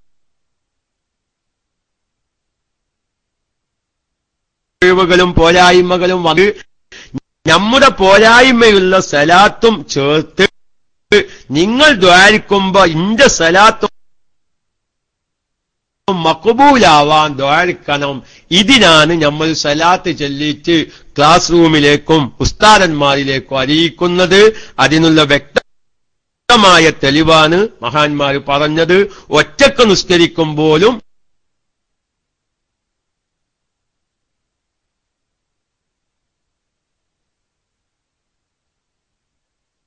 ഇയ്യാക നഅ്ബുദും ദുആയും മഖ്ബൂലായി കിട്ടാനാണ് കൂട്ടത്തിൽ ചേർക്കുന്നത് എന്ന് പറഞ്ഞ് ഒന്ന് രണ്ട് ചോദ്യങ്ങളും കൂടി ആവാം ഇൻഷാ അല്ലാഹ്. എന്നിട്ട് നമുക്ക് ഖത്തമിന്റെ ദുആയിലേക്ക് പ്രവേശിക്കാം. മൈക്ക്.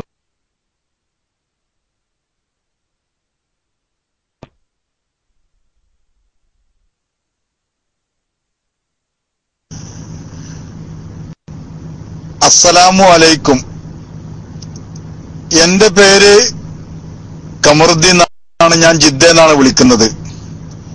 എന്റെ ഒരു സംശയം, നമ്മൾ രാവിലെ ഉറങ്ങി എഴുന്നേൽക്കുമ്പോഴൊക്കെ നമുക്ക് നജസ്സായിട്ട് തോന്നുന്ന ചിലത് കാണുന്നു, എന്നാൽ ഇന്ദ്രിയമല്ലതാനും. അവിടെ എനിക്ക് കുളി നിർബന്ധമുണ്ടോ സുബഹി നിസ്കരിക്കാൻ?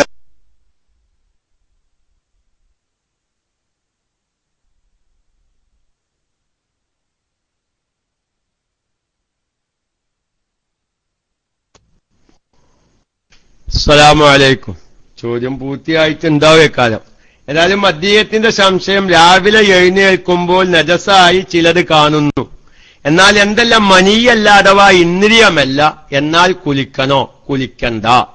ഏതായാലും ഇവിടെ ഒരു കാര്യം, കുലിക്കേണ്ട ആവശ്യം മനിയല്ല എന്ന് ഉറപ്പുണ്ടെങ്കിൽ കുലിക്കണ്ട, അത് നജസായിരിക്കും, കഴുകി വൃത്തിയാക്കൽ നിർബന്ധമാണ്. ഇവിടെ സാന്ദർഭികമായി ഒരു കാര്യം, എന്റെ ഗൾഫുകാരായ ശ്രോതാക്കളിൽ നിന്ന് എന്നോട് ഏറ്റവും കൂടുതൽ ചോദ്യം വരുന്ന ഒരു ചോദ്യമാണ് ഇച്ചോദ്യം. കാരണം എല്ലാവരും വിളിക്കുമ്പോ ഉസ്താദെ ഭാര്യയോട് സംസാരിക്കുമ്പോ, ഞാൻ എന്റെ ഗൾഫുകാർക്ക് വേണ്ടി ഒന്ന് വിശദീകരിക്കുക, ഭാര്യയോട് സംസാരിക്കുമ്പോ ഇങ്ങനെ ഒരു ഇത് വരും, അപ്പൊ കുളിക്കണോ, അത് കഴിയാൻ മതിയോ എന്ന് പലവരും ചോദിക്കുന്ന ഒരു ചോദ്യമാണ്. അതുകൊണ്ട് എന്റെ പ്രിയപ്പെട്ട സാധാരണക്കാർ അവിടെ മനസ്സിലാക്കേണ്ടത്, നമ്മൾ വികാരം, ശരീരത്തിന് വികാരം വരുന്ന സമയത്ത് സ്വാഭാവികമായും ഒരു മദജലം പുറപ്പെടും. അതിനെന്താ പറയാ? മദിയ് എന്നാണ് പറയാ. വദിയ് വേറെ, മനിയ് വേറെ, മദിയ് വേറെ. മദിയ് എന്ന് പറഞ്ഞാൽ മദജലം. വികാരം ഉണ്ടാകുന്ന സമയത്ത് മനിയിന്റെ മുന്നോടിയായി വരുന്ന പ്രത്യേകമായ ദ്രാവകം, ഇത് പുറപ്പെട്ടാൽ കുലി നിർബന്ധം ഇല്ല. അത് ശരീരത്തിലോ വസ്ത്രത്തിലോ ആയിട്ടുണ്ടെങ്കിൽ കഴുകൽ നിർബന്ധമാണ് എന്ന് എന്റെ പ്രിയപ്പെട്ട എല്ലാ ശ്രോതാക്കളെയും സാധാരണക്കാരെ പ്രത്യേകിച്ചും അത് അറിയിക്കുന്നു. ഇനി അവിടെ തന്നെ സാന്ദർഭികമായി ഒരു മസ്അല കൂടി പറയുന്നു.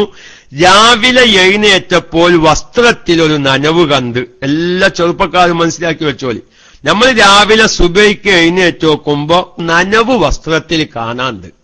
പക്ഷെ അത് മനിയാണോ മതിയാണോ എന്ന് സംശയം. ഇങ്ങനെ നോക്കുമ്പോ ഇന്ദ്രിയമാവാനും സാധ്യതയുണ്ട്, മദജലമാവാനും സാധ്യതയുണ്ട്, രണ്ടിനും സാധ്യതയുണ്ട്. നല്ല ശ്രദ്ധിക്കണം. അവിടെ ഓനിങ്ങനെ ഏകദേശം രണ്ടിനും സാധ്യതയുണ്ട്. പക്ഷെ ഓനിങ്ങനെ ഏകദേശം, അത് മനിയല്ല.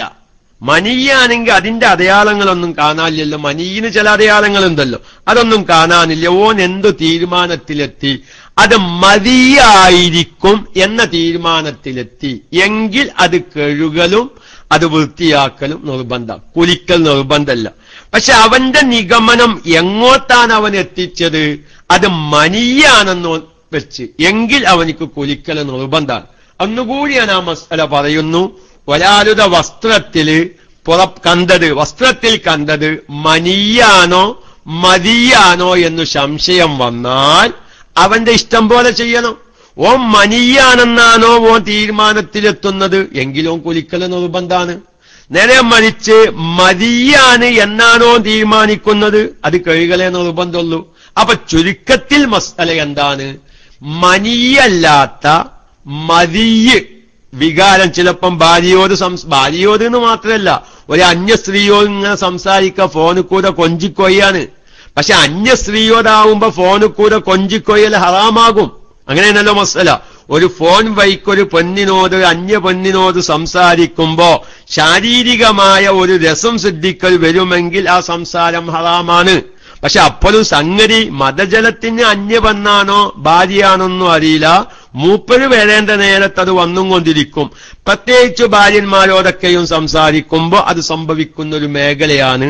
പക്ഷെ അതിന്റെ പേരിൽ അത് കഴുകൽ നിർബന്ധം, അത് വസ്ത്രത്തിൽ. പിന്നെ ചിലർക്ക് അവരൊരു ഇഷ്കാല്, അതൊരു തുല്ല് ഒരല്പാണെങ്കിൽ ഉസ്താദെ കഴുകണം, അത് നജസ് എത്ര കുറഞ്ഞതാണെങ്കിലും. പിന്നെ ചിലർക്ക് വീണ്ടും അവരൊരു ഇഷ്കാല് വരുന്നുണ്ട്, അല്ല രക്തത്തിന്റെ മാതിരി കുറച്ചൊക്കെ ആണെങ്കിൽ അഫുണ്ട്, ഇല്ല കുറച്ചാണെങ്കിലും രക്തം കുറച്ചാണെങ്കിലും അഫുണ്ട്. പക്ഷെ മദജലം വളരെ കുറച്ചാണ്, ഒരു ചെറിയ നനവുള്ളൂ. പക്ഷേ അത് കഴുകി വൃത്തിയാക്കൽ നിർബന്ധമാണ്. ഞാനൊരു തമാശക്ക് പറഞ്ഞതല്ല. ഒരുപാട് സാധാരണക്കാരായ ഗൾഫുകാര് പലപ്പോഴായി ചോദിക്കുന്ന ഒരു വിഷയവുമായി ബന്ധപ്പെട്ട ചോദ്യം ആയതുകൊണ്ട് ഞാൻ അതൊന്ന് അല്പം വിശദീകരിച്ചു എന്ന് മാത്രം. അപ്പൊ ഏതായിരുന്നാലും നമ്മുടെ ശരീരത്തിൽ, പിന്നെ അവിടെ ഒന്നുകൂടി പറയണം, മദിയാകുമ്പോ വസ്ത്രം അല്ല മനിയാണെന്ന് വെച്ചു, നമ്മുടെ വസ്ത്രത്തിൽ കണ്ടത് മനിയാണെന്ന് വെച്ചാൽ അതിന് അപ്പൊ വസ്ത്രം കുലി നിർബന്ധമാണ്. പക്ഷെ വസ്ത്രം കഴുകണോ, അവരൊരു മസല പഠിക്കേണ്ടതുണ്ട്. കാരണം വികാരമുള്ള സമയത്ത് ഇന്ദ്രിയം പുറപ്പെടുമ്പോൾ അതിന്റെ മുന്നോടിയായി മദജലം പുറപ്പെടും. ഈ മദജലത്തോട് കലർന്നിട്ടാണ് മനിയ് വരിക. അപ്പൊ മുതനജ്ജിസായിരിക്കും മനിയ്. അങ്ങനത്തെ മനിയ് വസ്ത്രത്തിലായാൽ അത് കഴുകൽ നിർബന്ധമാണ്. ആ വസ്ത്രം എടുത്ത് നിസ്കരിക്കണമെങ്കിൽ.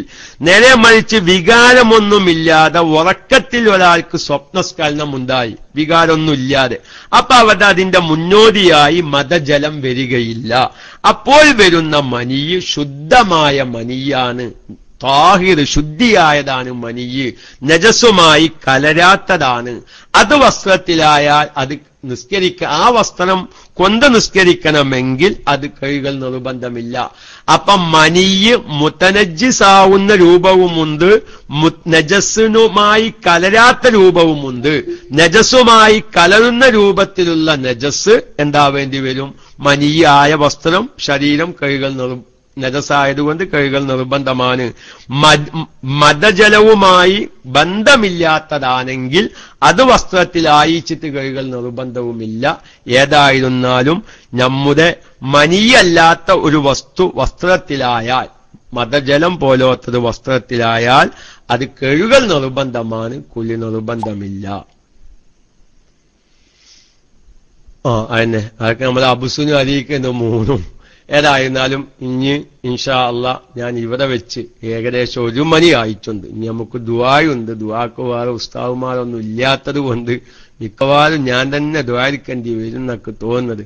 അൻവർ ഉസ്താദ് ക്ലാസ് റൂമിലൊന്നും എത്തിയിട്ടില്ലോ, ഷംസുദാലിമി ഉസ്താദോ അതല്ലെങ്കിൽ നമ്മുടെ ടി ഹസൻ ഉസ്താദോ ആരെങ്കിലൊക്കെ ക്ലാസ് റൂമിൽ ഉണ്ടെങ്കിൽ ഒന്ന് മൈക്കയിലേക്ക് വന്നാൽ ഉപകാരമായിരുന്നു. ഏതായിരുന്നാലും ഇവിടെ വെച്ച് ഇന്നത്തെ ചോദ്യം ഏകദേശം 9 ആയിട്ടുള്ളൂ. എന്റെ പ്രിയപ്പെട്ട എല്ലാ ശ്രോതാക്കളോടും ചിലപ്പോൾ ഞാൻ ചില കാര്യങ്ങൾ പറയുമ്പോ സാന്ദർഭികമായി സാധാരണക്കാർ അറിയേണ്ട ചില കാര്യങ്ങളാകുമ്പോ എന്താ അല്പം വിശദീകരണം. എനിക്കിപ്പോ ഇൻഷൂറിനെ കുറിച്ച് പറഞ്ഞുകൊണ്ട് ഇൻഷൂർ ഹറാമാണെന്ന് ഏതൊരാൾക്കൊണ്ട് ബോധ്യപ്പെടുക. അപ്പൊ അതുകൊണ്ട് അതിന്റെ ഒരു വിശാലമായ പഠനത്തിലേക്ക് എല്ലാവരും തയ്യാറാവണം. അതുപോലെ തന്നെ ചില്ലറ ആവശ്യങ്ങൾക്ക് ക്ഷീണം വരുമ്പോഴേക്ക് എന്താവുക, രക്തം കയറ്റി ചികിത്സിക്കുന്ന ഒരവസ്ഥ നമ്മുടെ നാടുകളിലൊക്കെയും പലപ്പോഴും ഹോസ്പിറ്റലുകളിൽ പ്രായമായവരിൽ കണ്ടുവരുന്നു. പക്ഷെ ഇതിന്റെ ഹറാമും ഹലാലൊന്നും ഇത് രക്തമാണ്, നജസാണ്. ഈ നജസ് ഒരു നിർബന്ധിത സാഹചര്യത്തിലെ ഇത് ഒരു മരുന്നായി ഉപയോഗിക്കാൻ പറ്റുള്ളൂ എന്നൊക്കെ അറിയാത്ത പല സാധാരണക്കാരും ഉണ്ടായതുകൊണ്ടാണ് അത്തരം വിശദീകരണത്തിലേക്കൊക്കെ കടന്നത്. കഴിവിന്റെ പരമാവധി ശ്രദ്ധിച്ചു പറയാൻ ഞാൻ ശ്രദ്ധിച്ചിട്ടുണ്ട്. വല്ല അപാകതകളും വന്നു പോയിട്ടുണ്ടെങ്കിൽ തിരുത്താനുള്ള അവസരം അല്ലാഹു തആല നൽകുമാറാവട്ടെ. ഇസ്ലാമിക ബാങ്കിൽ നിന്ന് വാഹനം വാങ്ങാൻ ലോൺ എടുക്കാൻ പറ്റുമോ? വഹാബിക്ക ഒരൊറ്റ ചോദ്യം അയക്കിങ്ങൾ വാട്സപ്പിക്കാൻ ഉദൂര ചോദ്യം. ഇപ്പൊ ഞാൻ അതിന്റെ മറുപടിയിലേക്ക് കടന്നാൽ നല്ല ചോദ്യമാണ്. അവരൊക്കെ നല്ല മാർഗങ്ങളുണ്ട്. ഇൻഷാ അല്ലാഹ് നിങ്ങൾ ആരും ബേജാറാവൊന്നും വേണ്ട. അതായത് നമുക്ക് വാഹനത്തിൽ പലിശ വരാതെ വാഹനം വാങ്ങാനുള്ള സംവിധാനങ്ങളൊക്കെ ഉണ്ട്. നമ്മൾ വാഹനങ്ങളിൽ ലോൺ എടുത്ത് വാങ്ങുമ്പോൾ പലിശ വരും. പലിശ വരാത്ത രൂപത്തിൽ അതിന്റെ ആരോ ഏതെങ്കിലും ഒരു ടെക്സ്റ്റ് ഒക്കെ അടിക്കുന്നത് കണ്ട് എന്ത് കാന്തപുരത്തിന്റെ കാറിന് എത്ര കോടിയാണ് ഇവിടെ ഇൻഷൂർ കൊടുക്കുന്നത്, ഞാനത് കാണാനിട്ടല്ല. പക്ഷെ അത്തരം ചർച്ചകളിലേക്കൊക്കെ കടക്കുമ്പോൾ നമ്മുടെ വിഷയം തെറ്റിപ്പോകും എന്ന നിലക്കാണ് പണ്ഡിതന്മാരൊക്കെയും കാറ് വാങ്ങുന്നുണ്ട്. പക്ഷെ അതിനൊക്കെയും പലിശ വരാത്ത ചില മാർഗങ്ങളാണ് പണ്ഡിതന്മാർ സ്വീകരിക്കുന്നത്. എല്ലാം ഓൺലൈനിൽ പറയാൻ പറ്റിയതല്ല. അങ്ങനെ ചില മസ്അലകളുണ്ട്. കാരണം ചില മസ്അലകൾ നമ്മൾ ഓൺലൈനിൽ പറയുമ്പോൾ അതിന്റെ ദുരുപയോഗം നടത്തുന്നവരും ചില ആളുകൾ ആ മസ്അല ദുരുപയോഗം നടത്തും. ഞാനൊരു ഉദാഹരണം പറയാം. ഞാൻ മുമ്പൊരിക്കൽ പറഞ്ഞിട്ടുണ്ട്, ഇബ്നു അബ്ബാസ് റളിയല്ലാഹു തആല അൻഹുമയോട് എന്നാണ് എന്റെ ഓർമ്മ, അല്ലെങ്കിൽ ഒരു പണ്ഡിതനോട് വന്ന ഒരാൾ ചോദിക്കുക, കൊന്നവന് തൗബയുണ്ടോ? ആ പണ്ഡിതൻ പറഞ്ഞു തൗബയില്ല. വേറൊരാൾ വന്നിട്ട് ചോദിച്ചു, കൊന്നവന് തൗബയുണ്ടോ? തൗബയുണ്ട് എന്ന് പറഞ്ഞു. ശ്രോതാക്കൾ പറഞ്ഞു, രണ്ടാളെ ചോദ്യവും ഒന്നാണല്ലോ, പക്ഷെ നിങ്ങളെ ഉത്തരം വ്യത്യാസം ഉണ്ടല്ലോ.